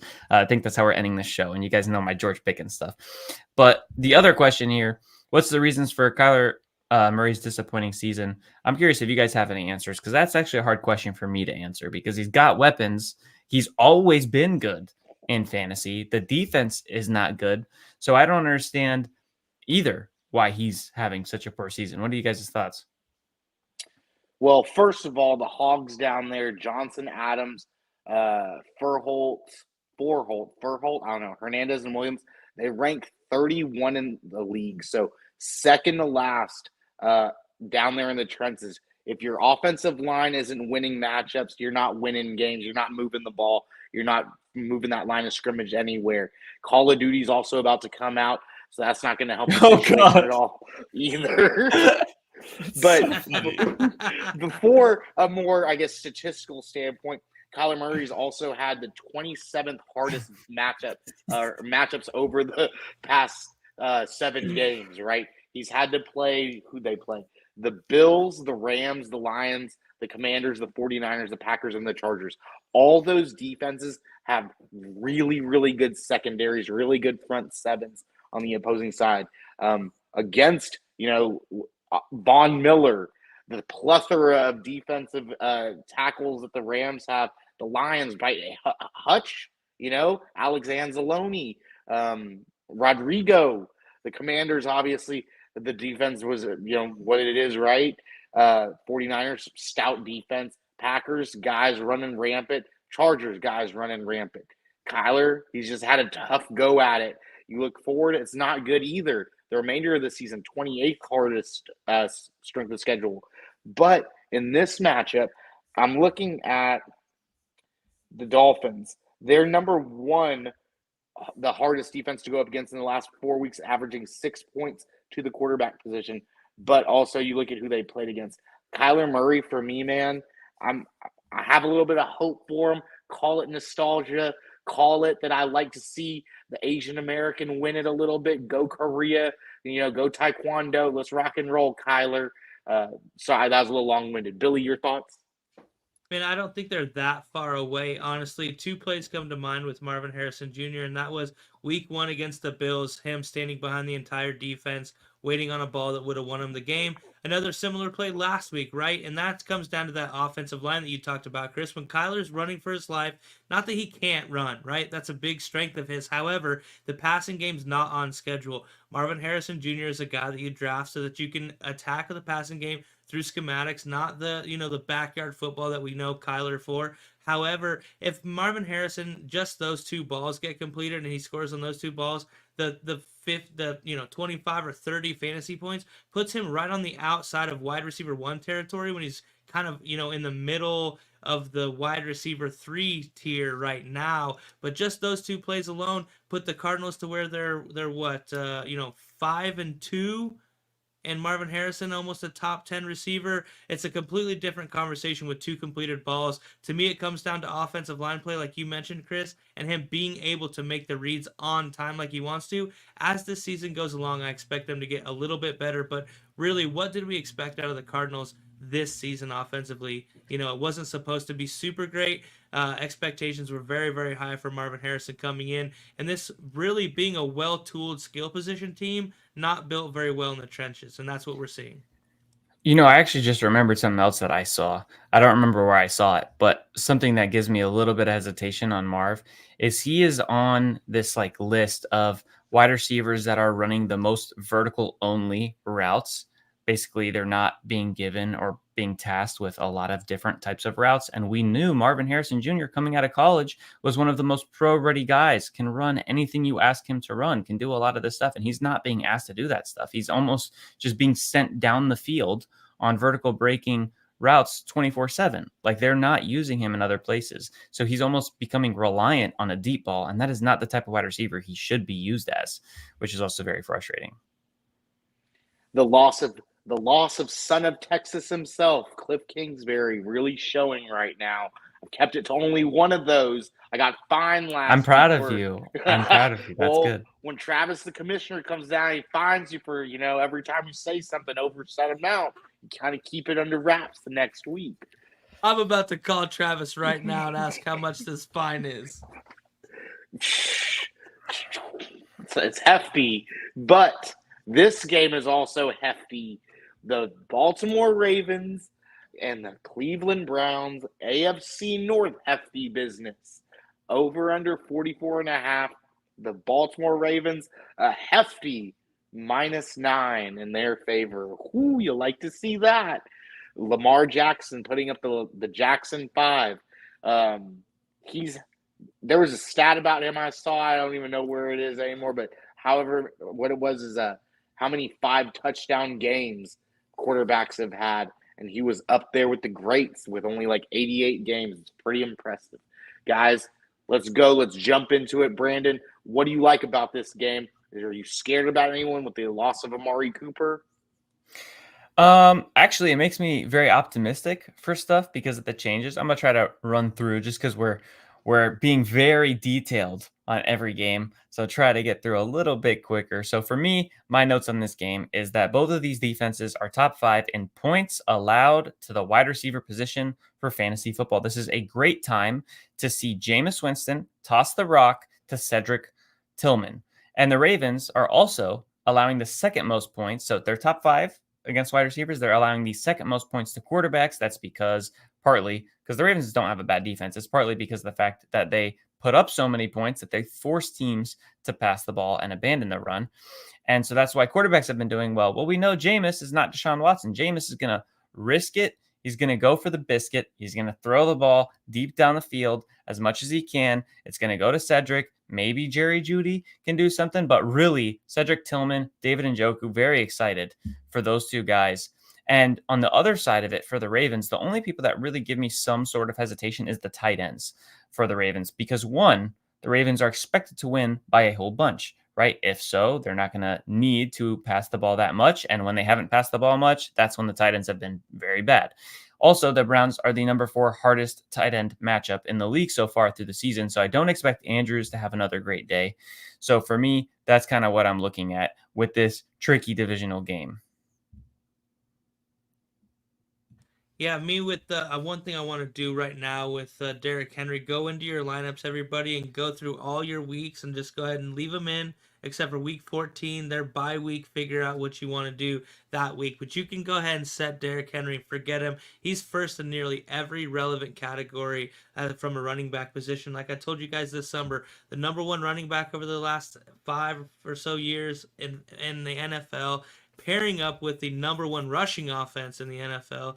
It was just kind of a match made in heaven. Got off to a little bit of a slow start, but man, has it really picked up. And I love last week how they did the Justice Hill, run him for a while, make everybody wonder what's going on with Derrick Henry. Is he healthy? And they're like, yeah, he's fine. Why are you asking? Like, it's not weird that he's just sitting on the sideline, hanging out with everybody, comes in the game, rips off an 80-yard run, takes over the night. I love the situation in Baltimore. I'm playing all these guys. Rashad Bateman, double-digit points, 4 out of 5 weeks, 3 touchdowns over that stretch, getting going. And Njoku, I like to see him with Jameis Winston. It'll be fun. We've seen him really play well with the guy that'll sling it. Joe Flacco last year had him in the upper echelon of tight ends. And Tillman that you mentioned, wide receiver 10 last week, 8 catches, 81 yards. Worth a spot start in a flex. A guy you should have been rostering for future use in Dynasty anyway. If you don't have him there, go find him. Go send a trade off. See if you can get a hold of him. I'm calling this though. Jameis Winston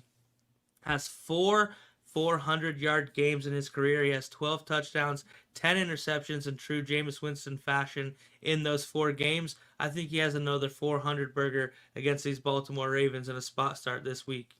And if that does happen, this Kevin Wilson's comment should also be happening. David Njoku, bye. I absolutely agree. I actually bought him last week. I sent Cade Otton, which, funny enough, he's also boosting now because of the injuries, but I sent Cade Otton in a third in a Dynasty League for David Njoku. That's flashy. You know what else is flashy? That run Billy talked about King Henry had. When you name the next gen stat, it unlocks no matter what. I think it's the 5th or 6th next gen stat. King Henry ranked first per Next Gen Stat on that remarkable rush of 81 yards, gaining an extra 73 after first point of contact. Yeah. Love to see it from King Henry. Age means nothing to Sons of Texas. It's amazing what they can do down there. Yeah, I've got to take the L on Derrick Henry. I was one of the guys saying he's a bad value where he's going. Big L for me with the Derrick Henry, because I was looking at the fact he has not broken off a big run in like 2 years, and all of a sudden he's got the freshest legs in the country. Like, how the heck did that happen? But I digress. Well, to be fair, though, what most people were looking at CMC at 1.01, and if they would have taken that advice, they would have neglected CMC, and maybe they would have got Derrick Henry in the second and been super happy about that.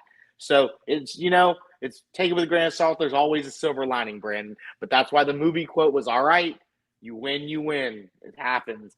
And in this game, this is going to be such a fun game at NRG Stadium. The dastardly Indianapolis Colts at 4-3 come into the Paladin-like Houston Texans at 5-2. Houston, Texas, right down the road at NRG Stadium. It's going to be 79. They say it's going to be scattered rainstorms. Former chief meteorologist KBTX Shell Winkle, shout out Uncle Shell. Possibly scattered rains. Hopefully they close the top up there. You know what I'm saying? So it's going to be a 27 miles per hour. Are you kidding me? And so Anthony Richardson. Yeah. Brandon's dad saying, add a 0 to that, you wusses. Come on. Sorry, I got distracted. 45.5 over under. Houston -5.5.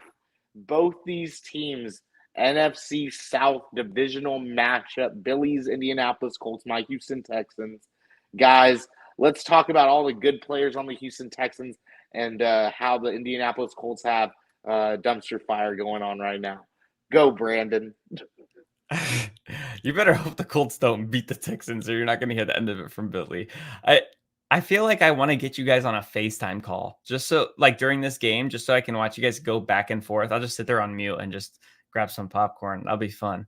Anthony Richardson needs to pick it up, man. I don't know what the heck is going on. He was so good in the couple games last year. I feel like, I don't know.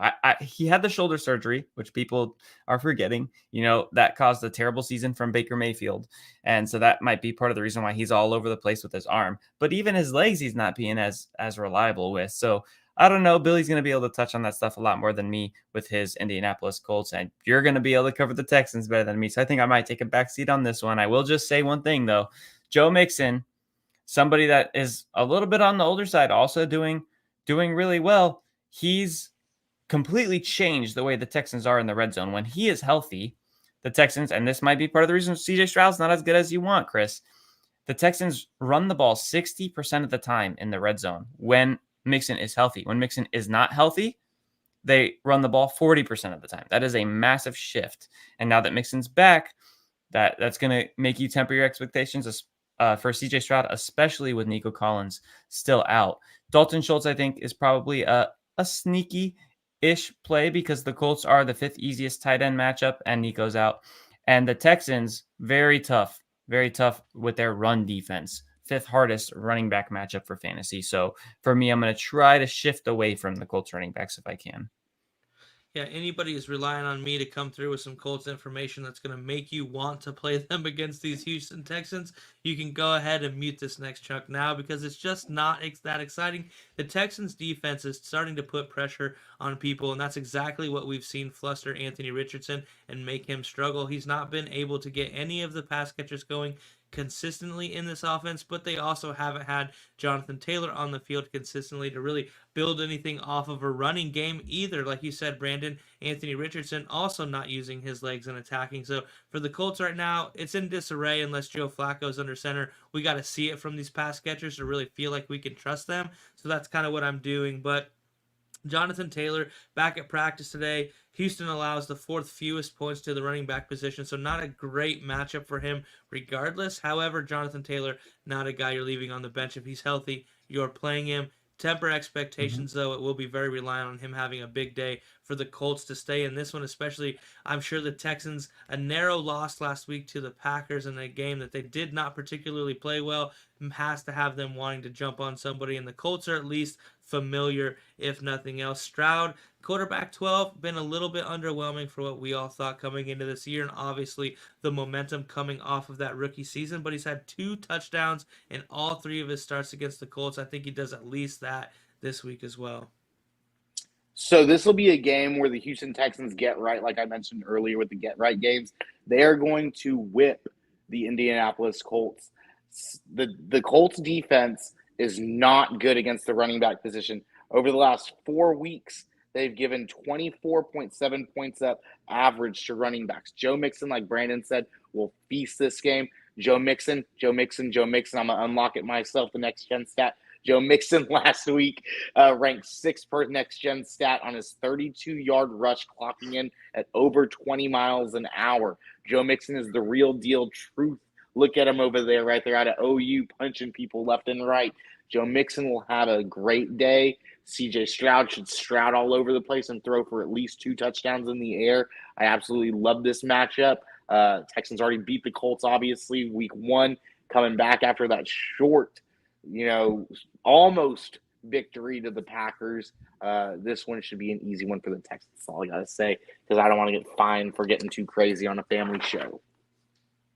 Yeah, I mean, but pass catchers here for the Texans. You got to play your boy Stephon Diggs, wide receiver 6 right now in fantasy football.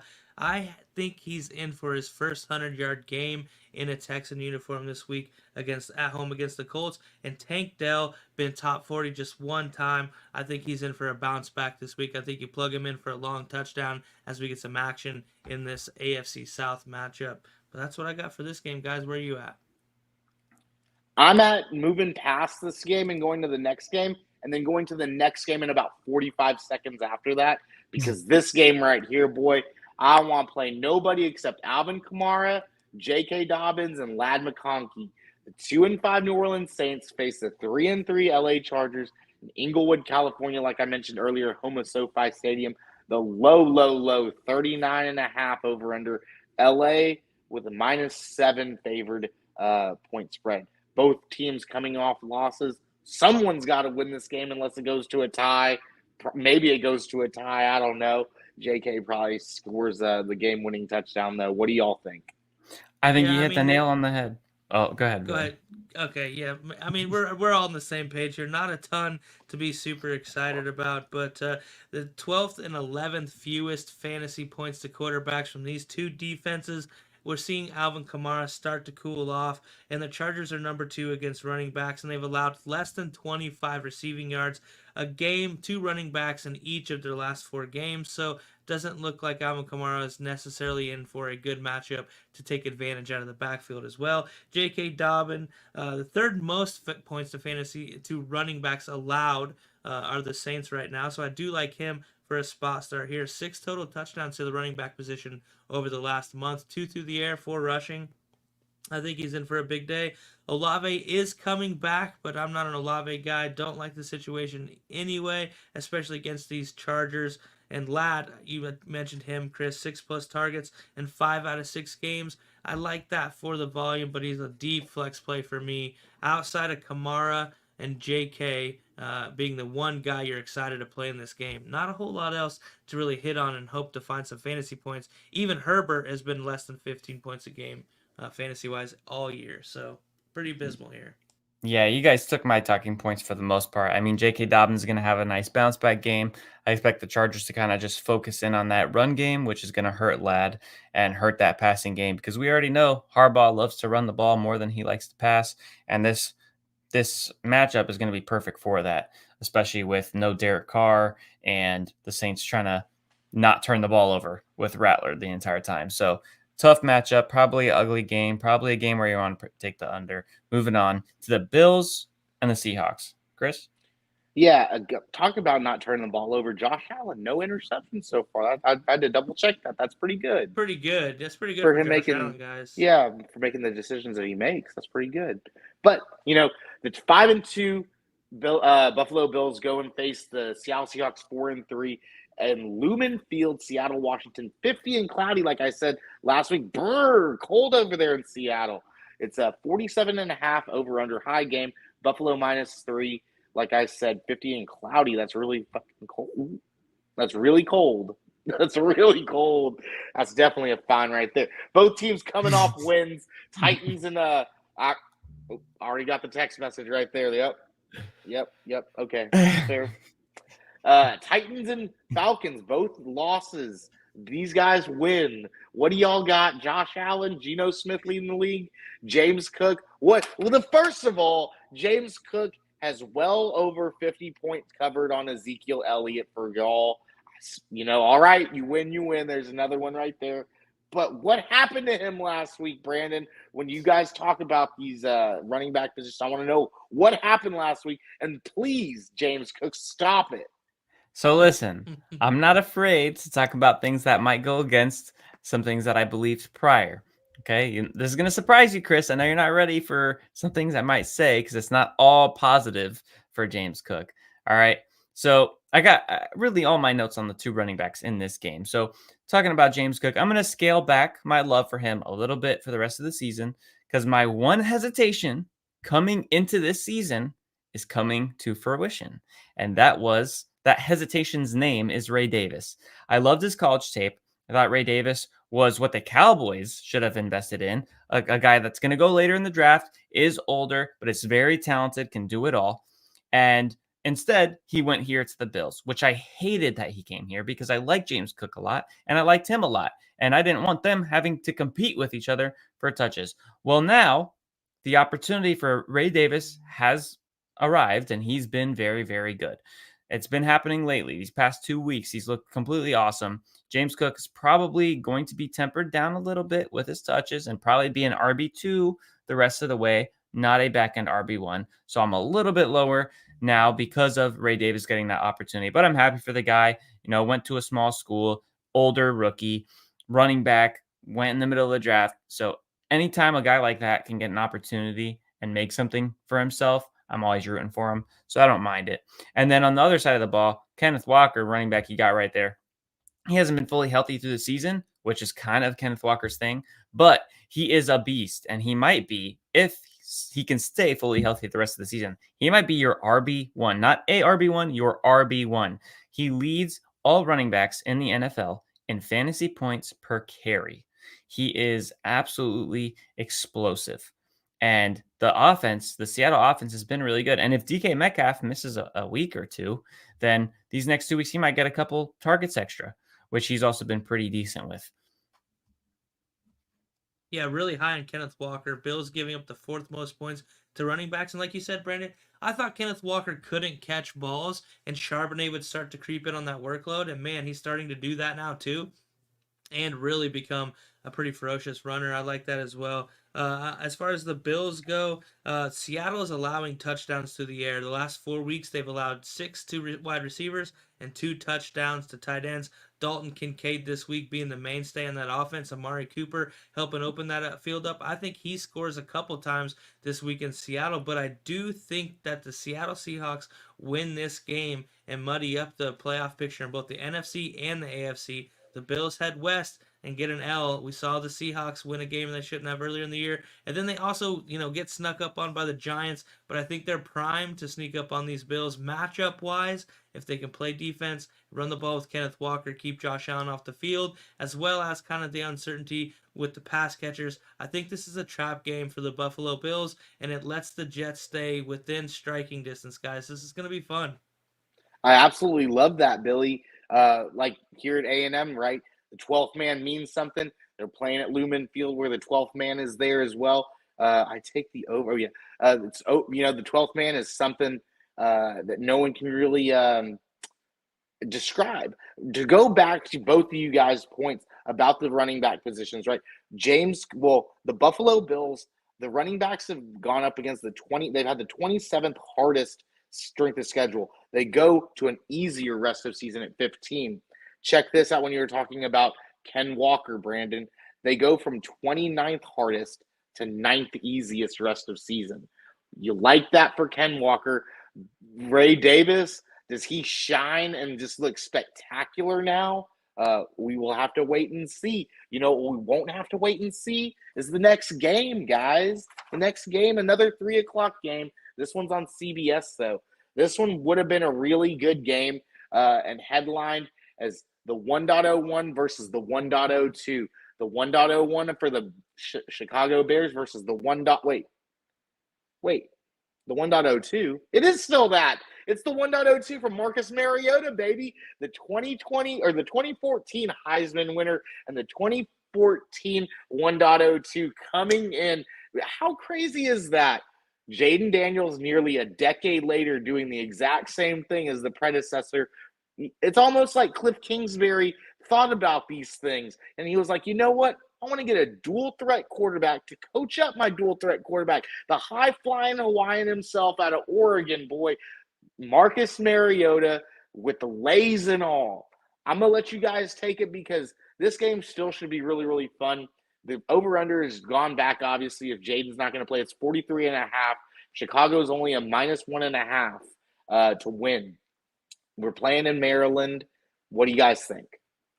Yeah, both quarterbacks are in for a rough day. These are number 3 and number 4 in fewest fantasy points allowed to the quarterback position. We saw Mariota step in last week for a quarterback 9 performance, but the Bears just aren't that easy to top. So I'm fading these guys a little bit. Caleb Williams coming off a bye. Maybe you're relying on him, but the Commanders are a lot better defense than advertised, and they're giving up their third fewest fantasy points to wide receivers over the last 4 weeks as well. So they're really getting it going on the back end. So, but DeAndre Swift for the Bears, a guy that I like quite a bit. 3 straight games being top 6 after his first 3 games being pretty poor to start the season. So I like him on the Bears standpoint, even though I'm kind of avoiding the passing game on both sides of the ball this week, Brandon.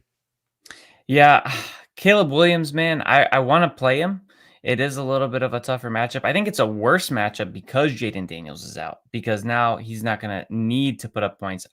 I don't think we're going to see the Commanders we saw last week. I think the Commanders are going to very much struggle. I think the Bears will suffocate them, and it's going to be a low-scoring affair. I'm not really looking to play Terry McLaurin. I know he had a good week with Marcus Mariota. Typically, he's never been good with any quarterback that hasn't been Jaden Daniels. It worked out last week versus the Panthers, but everybody works out with everything versus the Panthers. So it's hard to really buy in to that at all. So for me, it's kind of a game I'm ready to skip past. I mean, you play the guys that you're usually playing, sit the guys you usually sit, but overall, it's not going to be a fun game, and I would temper my expectations on everybody compared to normal. This game should be a fun game because, like you said, you should be able to start anybody against these guys and run rampant. A guy that ran rampant last week, what was it?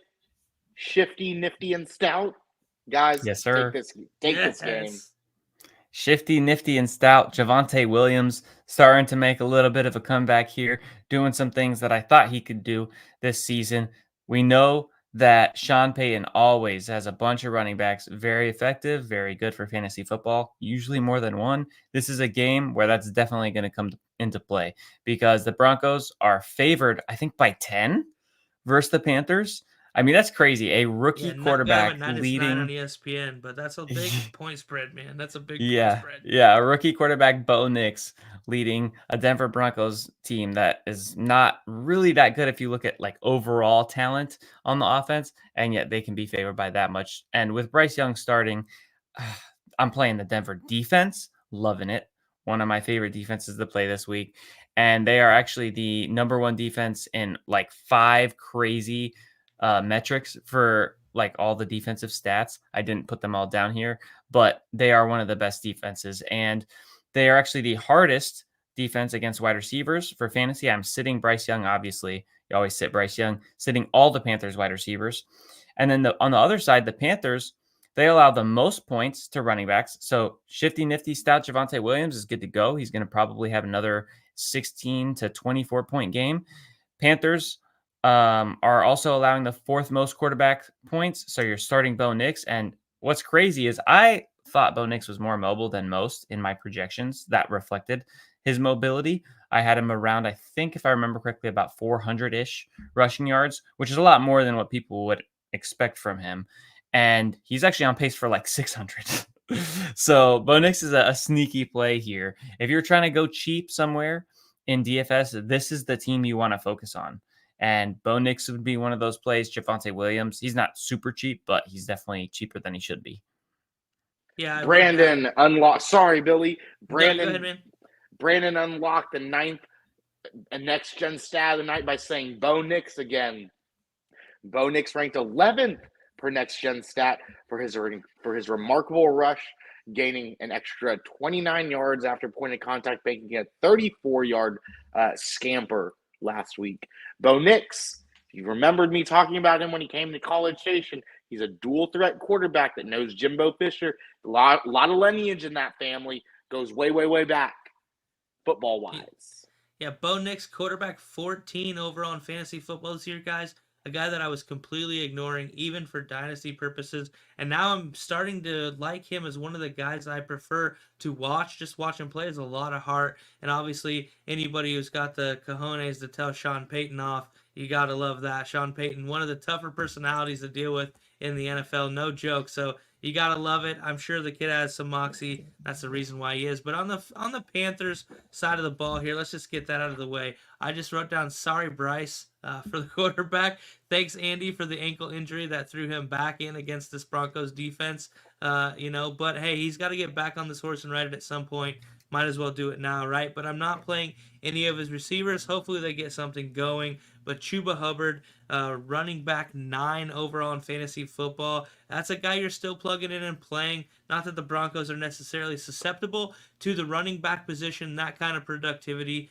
Maybe you're tempering expectations, but an RB1, you're not just going to bench for no reason. Javonte, like you said, Brandon, heating up. Finally found the end zone. A running back 1, 2 out of 3 weeks. I think this is a big start. The worst defense against running backs in Carolina. Number 32, 9 rushing touchdowns allowed in 4 games, 1 receiving touchdown to the running back position. So very, very susceptible. But let's get out of this game, guys. That's it here. Real quick, Brandon, what are your thoughts on Jonathan Brooks? The team's in shambles. They're going to lose this game. Does he even play this season? And does Chuba Hubbard become the greatest steal since Kareem Hunt? Jonathan Brooks, for me, I'm going to continue to say the same things I've always said about him, and it's the fact that he's coming back this year from an ACL tear. It's his recovery year. He's going back to a team that is atrocious, and he's coming back to a team that has multiple running backs, one of whom, the guy you were just cheering for and pumping your fist for, Chuba Hubbard, has been very good. He's not going to come back and just demand 80% of the touches, which is what you would need to be, because that's kind of what Chuba's been doing. You would need something like that to be able to be good in this offense. And he's not going to be explosive. He's not as fast as Chuba is. He can't hit the big runs that Chuba is, especially in his recovery year this season. So for me, Jonathan Brooks might end up being a sneaky buy low for Dynasty towards the end of the season when he's massively underperformed. I've actually drafted him in one Dynasty league with the understanding that, hey, I'm kind of just benching him and holding him till year 2 because I don't expect him to do much this year. And I think you got anything else on this game, Chris? Because if not, I want to pull up one of these questions. Kind of hard to parse through it, but I've been looking at it, so I think I can make it a little bit easier. So Turgay is asking, he's got 4 guys for us to think about: McBride, Addison, London, and Mooney. Basically, we're starting 3 of the 4, so basically choosing who to sit. So out of McBride, Addison, London, and Mooney, we're sitting 1. For me, I'm going to sit McBride versus the Dolphins, because we talked about the Dolphins, because the Dolphins have a good defense versus tight ends, and I don't think Kyler's going to have a great day. So for me, it's McBride. I'm going to say Addison simply because, we haven't really seen a whole lot out of him yet. The matchup isn't fantastic to make you think that it would be a great spot start. McBride, hopefully a guy with the familiarity with Kyler, going to get some volume work, maybe a touchdown in garbage time. So I'll bank on that a little bit more than I'll bank for Addison to have an outlier performance. So for me, I'm sitting Addison. For me, it kind of just depends on like the matchup that you're looking at on your opponent's side. Like for me, with redraft at least, it's not so much like this as like, what am I going up against? I know I'm starting London no matter what, right? He's said almost a set forget with these guys he is. for McBride. I know that he's probably going to get some volume, and with a tight end in the landscape it's been in, I'm going to go for that upside at tight end. If it's in a flex, though, I'm kind of weary about that because then I would go Mooney and Addison. But in this situation, I'm probably going to sit Mooney because I'm going to go for the fences with London and hope that Addison gets in for a touchdown with that upside. I know Mooney's been a rock star, but that's what I would kind of look at if that kind of makes sense. The last thing I think we should consider too is it is standard. I know most of us don't really play standard, but for me, if you're taking out the Oh, I didn't PPR, even see that. yeah, if you're taking out the PPR aspect of this, that's really what favors McBride over everybody else is the PPR. Addison is a more of a low volume, deeper ball type of guy, hoping for a touchdown. London, he's good at everything, and then Mooney is getting deep balls and stuff like that as well. I mean, he's been decent for PPR, but I think it being standard hurts McBride a lot. That's kind of why I want to sit him. Did not see that. Yeah, with that being said, I'm going to sit McBride too then. All right.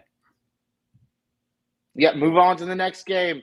The Taylor Swift officials versus the Las Vegas Raiders playing at Allegiant Stadium, Las Vegas, Nevada. 78 and sunny, 41.5, low game.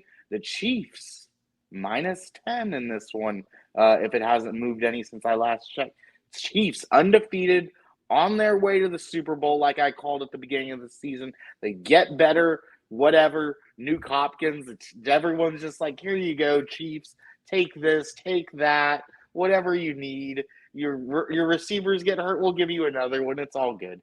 Guys, besides, I just want to tout Kareem Hunt one more time. Kareem Hunt. He's amazing. You got to have him. Even when Pacheco comes back, it's Kareem's Hunt show, baby. Yeah, the rich get richer, exactly. I'm firing up my Chiefs. My Raiders I'm scared about. Guys, go. Yeah, Kareem Hunt's had a heck of a start here in Kansas City. 249 yards rushing and 3 touchdowns in his 3 outings, keeping him in the lineup as an RB1, and they're going to ride him, guys. That's what they brought him in to do. Pat has only been a quarterback one time. That's week 1, 300 or more yards passing one time this year. Back-to-back games with no touchdowns. We're concerned for Pat owners, but I cannot do anything with Gardner Minshew against this Chiefs defense.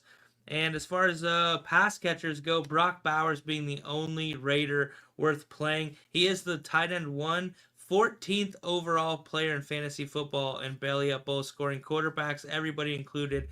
The 14th overall asset in fantasy football, Brock Bowers. He is 8th in yards in the entire NFL, and he's 2nd in the NFL in receptions behind Chris Godwin. Unmatched production from a tight end perspective this year from Brock Bowers. And Kittle's the only guy in the neighborhood, and he has 5 touchdowns to Bowers 1. And Las Vegas Raiders allowing the 4th most fantasy points to wide receivers.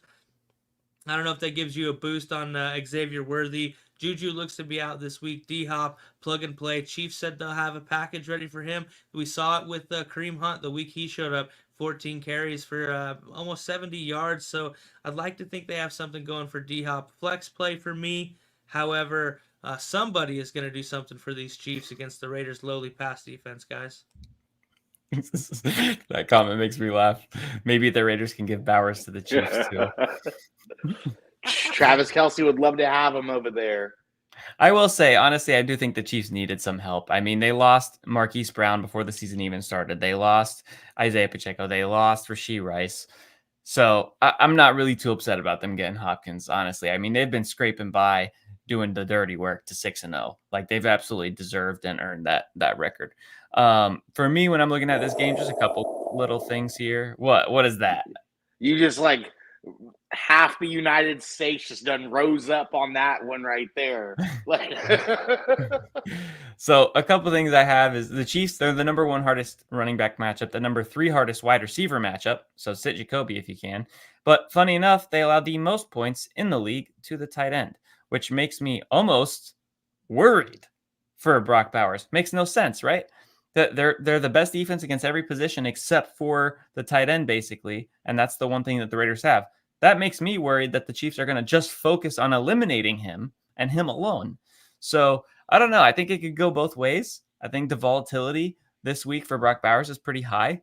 He's not somebody I would want to be banking on for any type of like DFS or bets for over-under props or anything like that because I could see it going either direction. He could put up 150 yards or he could put up 15.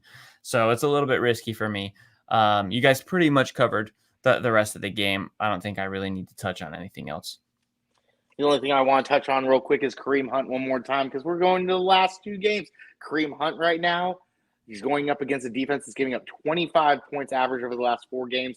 The Chiefs have gone up against the 22nd hardest defenses during these first 6. Moving on for the rest of the season, they're going to go on to that's a lot better than I just read. The 8th best. So Kareem Hunt, Isaiah Pacheco, when he comes back, are going to feast. I think this is a game, like I said, that Kareem Hunt should feast in. Another game that some running backs are not going to feast in, Ezekiel Elliott, Rico Dowdle. Maybe they just came off of a bye. They're going to be playing Sunday night. They're Dallas Cowboys, boy, what can you say about these guys? They're 3-3. The 49ers are 3-4. They're playing at home on Sunday night. The 49ers just coming off that loss to the Chiefs. The Cowboys coming off that loss to the Lions. Dak Prescott, Brock Purdy, CeeDee Lamb. I don't know. Your boy. We get to talk about your boy finally. Slick Rick, Pretty Ricky. I don't know what you call him. Oh, hell yeah. Hell yeah, dude. I'm excited for him. Whoa. It's a family. What? Oh, that's a bad word? It's a family show. I don't know. Did Travis just text you? Did you get a text yet? I think I'm safe. We'll see. That's a teetering the line. All right. My bad. So Pretty Ricky Pearsall. Yeah, I'm excited for him. It's kind of funny if you think about the fact that he was shot 2 months ago and he's the healthiest wide receiver on the San Francisco 49ers. Absolutely that's wild. It's craziness. Deebo Samuel, rest of the season, top 12, top 10 wide receiver. He's an absolute monster when Brandon Ayuk is not on the field. Also funny that Brandon Ayuk held out in the offseason, did this whole big stink. They finally caved. They paid him, and now he's not even here to help them. That's also something interesting to me. But the 49ers playing for their season here because 3-5 is going to be pretty ugly in the NFC, where the NFC wildcard teams are killing it. Like to get into the wild card in the NFC, you're going to have at least 10 wins, and being 3-5 is going to make that very difficult. So Jordan Mason, I'm absolutely playing. He's somebody I'm firing up here versus the Cowboys. Cowboys have the 3rd most running back points allowed, and this is going to be Mason's last week, supposedly, or second to last week before the Christian McCaffrey train takes over. So for me, I'm going to fire him up. Very confident in him. Pretty Ricky Pearsall, Juwan Jennings, those 2 guys, you're going to be able to play them as well. George Kittle's also questionable now. I forgot for what, but for me, that's kind of what I got on this game. I mean, CeeDee Lamb, you're obviously starting. You're not playing the running backs for Dallas unless you're really, really hurting. You're trying to sit Dak if you can. Somebody actually threw up a question earlier. There's a lot of questions in here, so I kind of just want to focus on the first one. But it says, is Dak overrated? I don't think he is, because I think he's just in a really tough situation. Actually, last year, people forget, but last year he started the season really, really rough. Him and CeeDee Lamb wasn't that great either. Then they hit their bye week. After their bye week, Dak Prescott was like a top 3 quarterback in fantasy, and CeeDee Lamb was averaging 28 points per game, and was by far and away the wide receiver 1. So something to pay attention to. Maybe after the bye week, there might be some good buy lows before they start getting things back on track. But for me, that's kind of what I got on this game. That's it. For you, Brandon, on that, like I'll agree with that because the numbers make sense. Dallas goes for quarterback play 15-6, running back play 30-23, and wide receiver to 5, 2-5, but still easy strength of schedule. So they're going up against easier teams moving forward. This one maybe not so much, but maybe on the Sunday night prime time. Jerry Jones been super angry. AEKDB Jerry Jones when CMC comes back. When he take over the backfield, it's CMC's backfield. Like he's definitely going to come back and take a 60% share of that, right? Oh yeah, 60% for sure. I mean, that's not a question. I think it's more, is he going to go back to the 85-90% that he had beforehand? I don't know. I mean, Kyle Shanahan's not always the easiest guy to figure out. So I wouldn't be surprised either way. Christian McCaffrey, you guys know he's not somebody I own anywhere because of the analysis I had of his risk, which ended up, I mean, whether you agree with it or not, the risk ended up hitting. But Christian McCaffrey, I don't have anything for him, but I don't know. He could go 85%. He could go 60% of the workload. But Steelers Giants Monday Night Football. Is this our only Monday Night Football game? Yeah, it's the only Yes, one it that's the is. lowest scoring one of the week, 36.5. This Pretty game right funny. here. So, gentlemen, I'll let you in on a secret. This game right here, Monday Night Football, this is what we call a win for men. You go and you set something up for you and your lady during this game, and you take her out. Like from the league, fancy lady day or special lady day, whatever Ruxin does, you do that for this Monday night, and you let her, and she'll be like, wait, Monday Night Football for what? Why? Really? And you're just going to say, baby, just because you're more important than football. It's so funny. Asterisk, more important than this game right here. That's all I got on this game, Brandon. Wait, Chris, Take my it fiance away. still might be watching, man. Now I can't use that one. Why'd you do that to me? Just kidding. So Giants Steelers. First off, I think it's hilarious that this is the time they decided to go back to one game on Monday, because they were doing the two games on Monday. Like, it's kind of a hedge. If you have a bad game, it's okay because you got the other game. This is the one that they decided not to do that. But that's all right, because I'm a George Pickens guy. If people followed me through the offseason, they probably have some George Pickens shares as well. He didn't underperform for his ADP with Justin Fields. He did underperform compared to my projection with Fields, but that's because I projected him for the season with Russell Wilson. And right away, game one with Russell Wilson, he's already doing what I thought he was going to do. He puts up 9 targets, 5 receptions, 111 yards, 1 touchdown, 22 fantasy points, and 22 fantasy points. And Russell Wilson has given him that deep ball that lets George Pickens do his thing. I stand by this every single time I bring this guy up. He is the best wide receiver in the league when the ball is in the air. Not at getting open, not at running routes, not after the catch, but when the ball is in the air, there is nobody that I want other than George Pickens. George Pickens' drops are not even drops. His drops are just, it bounced off of a helmet and then went behind his back, and then he tapped it over his shoulder and then he caught it, but he had his foot on the line, or he was just barely out of bounds. Like, George Pickens is an absolute insane beast. He was my wide receiver 11 heading into the season with my projections and my rankings, and I'm standing firm right by it. As long as Russell Wilson is starting, George Pickens is that dude. I would take him over Marvin Harrison Jr. rest of season, over Jalen Waddle rest of season, over T. Higgins rest of season, over name 5 guys that are not like the bona fide top wide receivers, and I'm probably taking George Pickens. I just finally inserted him into my starting lineup now because of Russell over Marvin Harrison Jr. in one of my leagues. And he's going to sit there the rest of the season as my wide receiver 2 behind, I don't remember who my 1 is. That doesn't matter. But, it's Jamar Chase. Pickens now. Huh? Pickens now. Pickens now. Yeah, if it wasn't Jamar Chase that I had, yeah.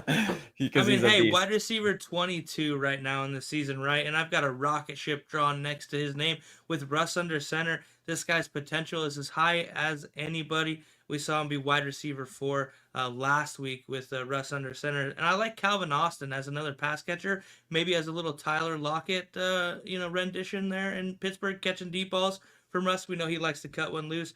But Danger Russ for me is a quarterback that if you're struggling, this guy coming in could be a savior, could be a league winner as well. He hobbled around last week in a game that he wasn't completely healthy against the Jets, and he was still quarterback 3 and got off to a really, really poor start. So that's got to be a little bit exciting for you, especially if you are, riding Russ anywhere. Pickens absolute hold right now. No way. So, yeah, exactly. Yeah, I'm After buying. Finally seeing the potential with him with just a competent pass catcher. I wouldn't even say Russell Wilson is, a high-end thrower, in the NFL right now, but it makes you very exciting. And Pat F shares obviously kind of go up right now as well. Russ is bringing hope to all these guys. And we saw Najee Harris 70-plus total yards in every single game this year, you guys. We've thought Najee basically wrote this guy off. Back-to-back 100-plus yard rushing games, top 20 fantasy weeks. Very excited about him against these Giants. So not a whole lot happening on the Giants side of the ball. Daniel Jones, low-end quarterback 2 against the Pittsburgh Steelers defense. Really, the time split at running back as created a situation where neither of them have much value. And Malik Neighbors is a guy you can't sit, even though he's coming back from injury. Didn't do a whole lot last week. Just the volume, the targets, the production that he had before we saw him go out with the concussion is the guy that you're putting in your lineup, a set and forget each and every week for you at the wide receiver position. Even though the Giants aren't that sexy, aren't that productive, he's a guy you got to play. Brandon, Billy, question. Did Brandon, I guess more question for Brandon, but I want Billy to answer it too. What did you say there, besides the 5 top 10 pass catchers, you would take George Pickens over anybody else? I didn't say a number. I was just saying if you take away like your top tier fantasy guys that you have to start no matter what, I'm taking Pickens over pretty much anybody else. Okay. And I still got a lot. Like, I'm not done yet. I still got a lot, but I'll let you guys finish out your things. I got a question for you. Do you like Pickens or Garrett Wilson rest of season? Pickens. That's easy. It's not even a question. And here's one for you. No concern that we'll see Denver Russell again. Well, here's the thing. Denver Russell Wilson is one of the biggest farces in fantasy football. He was quarterback 12 last year in that abysmal season in Denver. So that Russell Wilson, quarterback 12, hey, I'll take it, especially if I'm a guy that was riding Fields or Levis. I'm stuck with him. Maybe Sam Darnold starting to cool off for you. Russell Wilson, very exciting to me. Yeah, it's not even about if Russell Wilson is good or not. I'm taking Pickens over Scary Terry too. That was another question I just got. That's by a mile to me. Yeah, so it's not about if Russell Wilson is good or not. It's about if Russell Wilson is willing to give George Pickens chances or not. And the Denver Russell Wilson gave a whole bunch of chances to Cortland Sutton. Cortland Sutton had, I think, 10 touchdowns, which was top 6 in the league with Russell Wilson. And he just gives those 50-50 balls up down the sideline. He doesn't care. And he's going to do that for Pickens. We saw it right away. Justin Fields, his 50-50 ball, like the amount that he would throw to Pickens, I saw it was like 20% or something, and Russell's was like 50%. Like, Russell has no problem whatsoever throwing those balls to Pickens. That's why he's going to be so good. And this is another comment right here, because I don't know, Billy, Chris, if you remember, but like I said already, I projected the entire Steelers offense for Russell Wilson.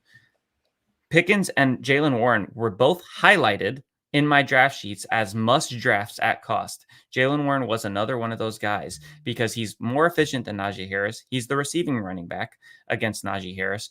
And if you're on a Pittsburgh Steelers team with a great defense that's going to get a lot of touches to the running back position and has very little wide receivers, then you're going to be pretty good for fantasy. Warren's unfortunately been injured so far through 7 weeks. I don't think that's the case. I think Warren is a huge buy low right now. And he's somebody that I think you should be going out and acquiring. And one other funny thing about this whole situation is Deontay Johnson is supposedly on the trade block. And if everybody could swallow their pride, I think Deontay Johnson coming back to Pittsburgh would be a perfect move for them. A absolutely perfect move for them, because that is what they need. The wide receiver that they traded away is the type of wide receiver they need to complement Pickens. And now all of a sudden they're 5-2. They're probably going to be 6-2 after playing the Giants, trying to win that division, because they still have, they're tied right now with the Ravens because the Ravens won 5 in a row. But, they still have a chance to win the division. I think that they should try to make a move for a wide receiver, preferably not a Mike Williams, who is a injury version of George Pickens. Not a big fan of Mike Williams since his days in LA. So, but you know who I am a fan of? I'm a fan of good teams, really good teams, and good drafting skills. We always talk about the more knowledge that you have, the more deadlier you are. Well, how do you feel about the very first gen of things, like the very first iteration of something, or Cooper Kupp in a Steelers uniform? My boy Steve Brandsburg would be super happy about that. Russ and Coop, that'd be wild. Najee would be pretty happy about that too. But I wouldn't be, because then George Pickens, everything would go away. It's true. Cooper Kupp would get force fed like a cone, boy. But what I'm getting at is, do you guys like drafting at the very beginning of the season or at the very last minute of the season for redraft? Last minute. Last minute. Why is that? Just because you get the injuries out the way, and the news too. But honestly, I also like that the preseason clouds so many people's judgment, and I'm trying to every season get more and more away from, like, almost ignore preseason entirely. I mean, in the preseason last year, Kenny Pickett and the Steelers offense looked absolutely insane. This preseason, there was I don't remember who it was. There was some team that's like absolutely trash now that looked amazing. Like a lot of the storylines, a lot of stuff in the preseason is people just trying things out, people not doing any legit packages for defense or offense, whatever. And I love that when you draft it right before the season starts, people are so overthinking things that happen in the preseason and whatnot, and that just kind of lets you find your values even more. Billy and I were talking about this too. So, like, when you draft at the beginning of the season, there's not a lot of noise, not a lot of stuff clouding. It's your own gut, your own research, which you're doing yourself. And so I bring it to myself as I normally do, as I get to be, I'm the host, so I get to do that. You know, I'm a little narcissistic about things like that. My wife is laughing right now. But I'm talking about Scott Fishbowl, guys. Me, your host right here, Scott Fishbowl candidate, number 454 on the leaderboard. That's top 11%. I'll tell you who I drafted in just a moment. But 13 wins gets you into the playoffs. We got 4 more weeks. I've already got 10 because we play against the league median. I've been putting up a lot of points these past weeks, and I'll tell you why. Because the guys that I drafted, I think it was July 3rd. July 3rd, my running back, Aaron Jones. My quarterback, Jared Goff. Wide receiver 1, Terry McLaurin. Tight end, David Njoku. This is where it gets fun. Oh, I'll go to my super flex, Geno Smith. This is where it gets fun, guys. My flex positions. I've got Bijan Robinson. I got Jonathan Taylor. I've got Breece Hall. I've got J.K. Dobbins, and I've got Kareem Hunt. And my kicker is Harrison Butker. On my bench, I've got Trevor Lawrence, Drake May, Antonio Gibson, Trey Sermon, Ladd McConkey, Ricky Pearsall, Juju, Gabe Davis, Hunter Henry, and Jake Elliott. You're looking at a top 11 team right here. Moving forward, I'm playing this week as Kevin Tompkins. I'm playing against Ken Tompkins, right? Yeah, that's who it is. Hall of Famer. So, sorry this week, Ken. You got 134 points projected. I'm at 225. Love to see it. Take me off the big screen now.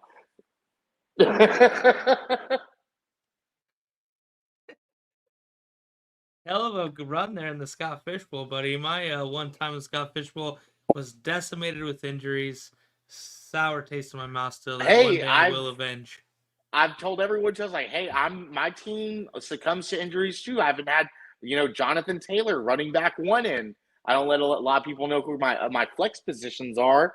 I always lead off with Aaron Jones as my running back. Hell yeah.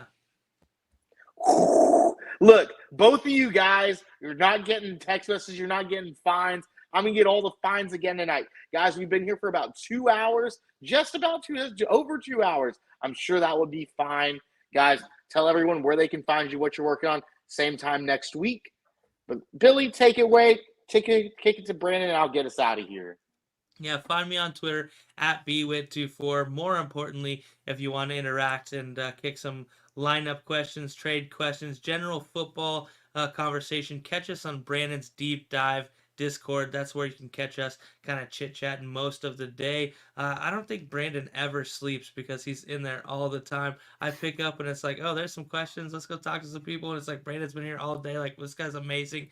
So hit Brandon up on Instagram, Twitter. He'll get you the Discord link. Come join us. We talk all Sunday morning, all kinds of trade questions, polls. Everybody's got questions and answers. So if you want to catch me, that's probably the best place to do it. At BWhitt24, Brandon's Discord. Yeah, you can follow me on Twitter at Deep Dive FF, Instagram Deep Dive Fantasy Football.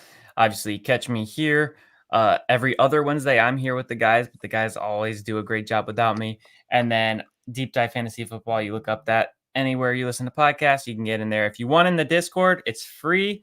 There's, I think, 120 people-ish right now, and a lot of the guys in there make me look better than I am because, they answer stuff for me when I'm a little bit busy. Funny enough, Billy, speaking of not sleeping, want to hear something crazy? I had a 14-hour so this is the end of the football stuff. If people want to leave, they can. But I had a 14-hour shift because I had to work 2 hours overtime, and then I had court 3 hours later. So I Oh went my 20. goodness. So I went, and then I had shift after that. I went 29 of 33 hours on the clock with a 2-hour nap as my actual sleep before another 12-hour like patrol shift. So I just, Man. that was like the craziest thing I've done so far in terms of like not sleeping. Straight Sounds crashed wild, man. afterwards. Yeah. Yeah. Yeah. My crash was I this would morning. I slept for I like would 11 need hours. I'd need a week to recover from something like that nowadays, man. It's something real. Yeah. Speaking of a week, we'll see y'all next week. Same time, same place. Go on and be perfect. This was Belly Up Fantasy Live.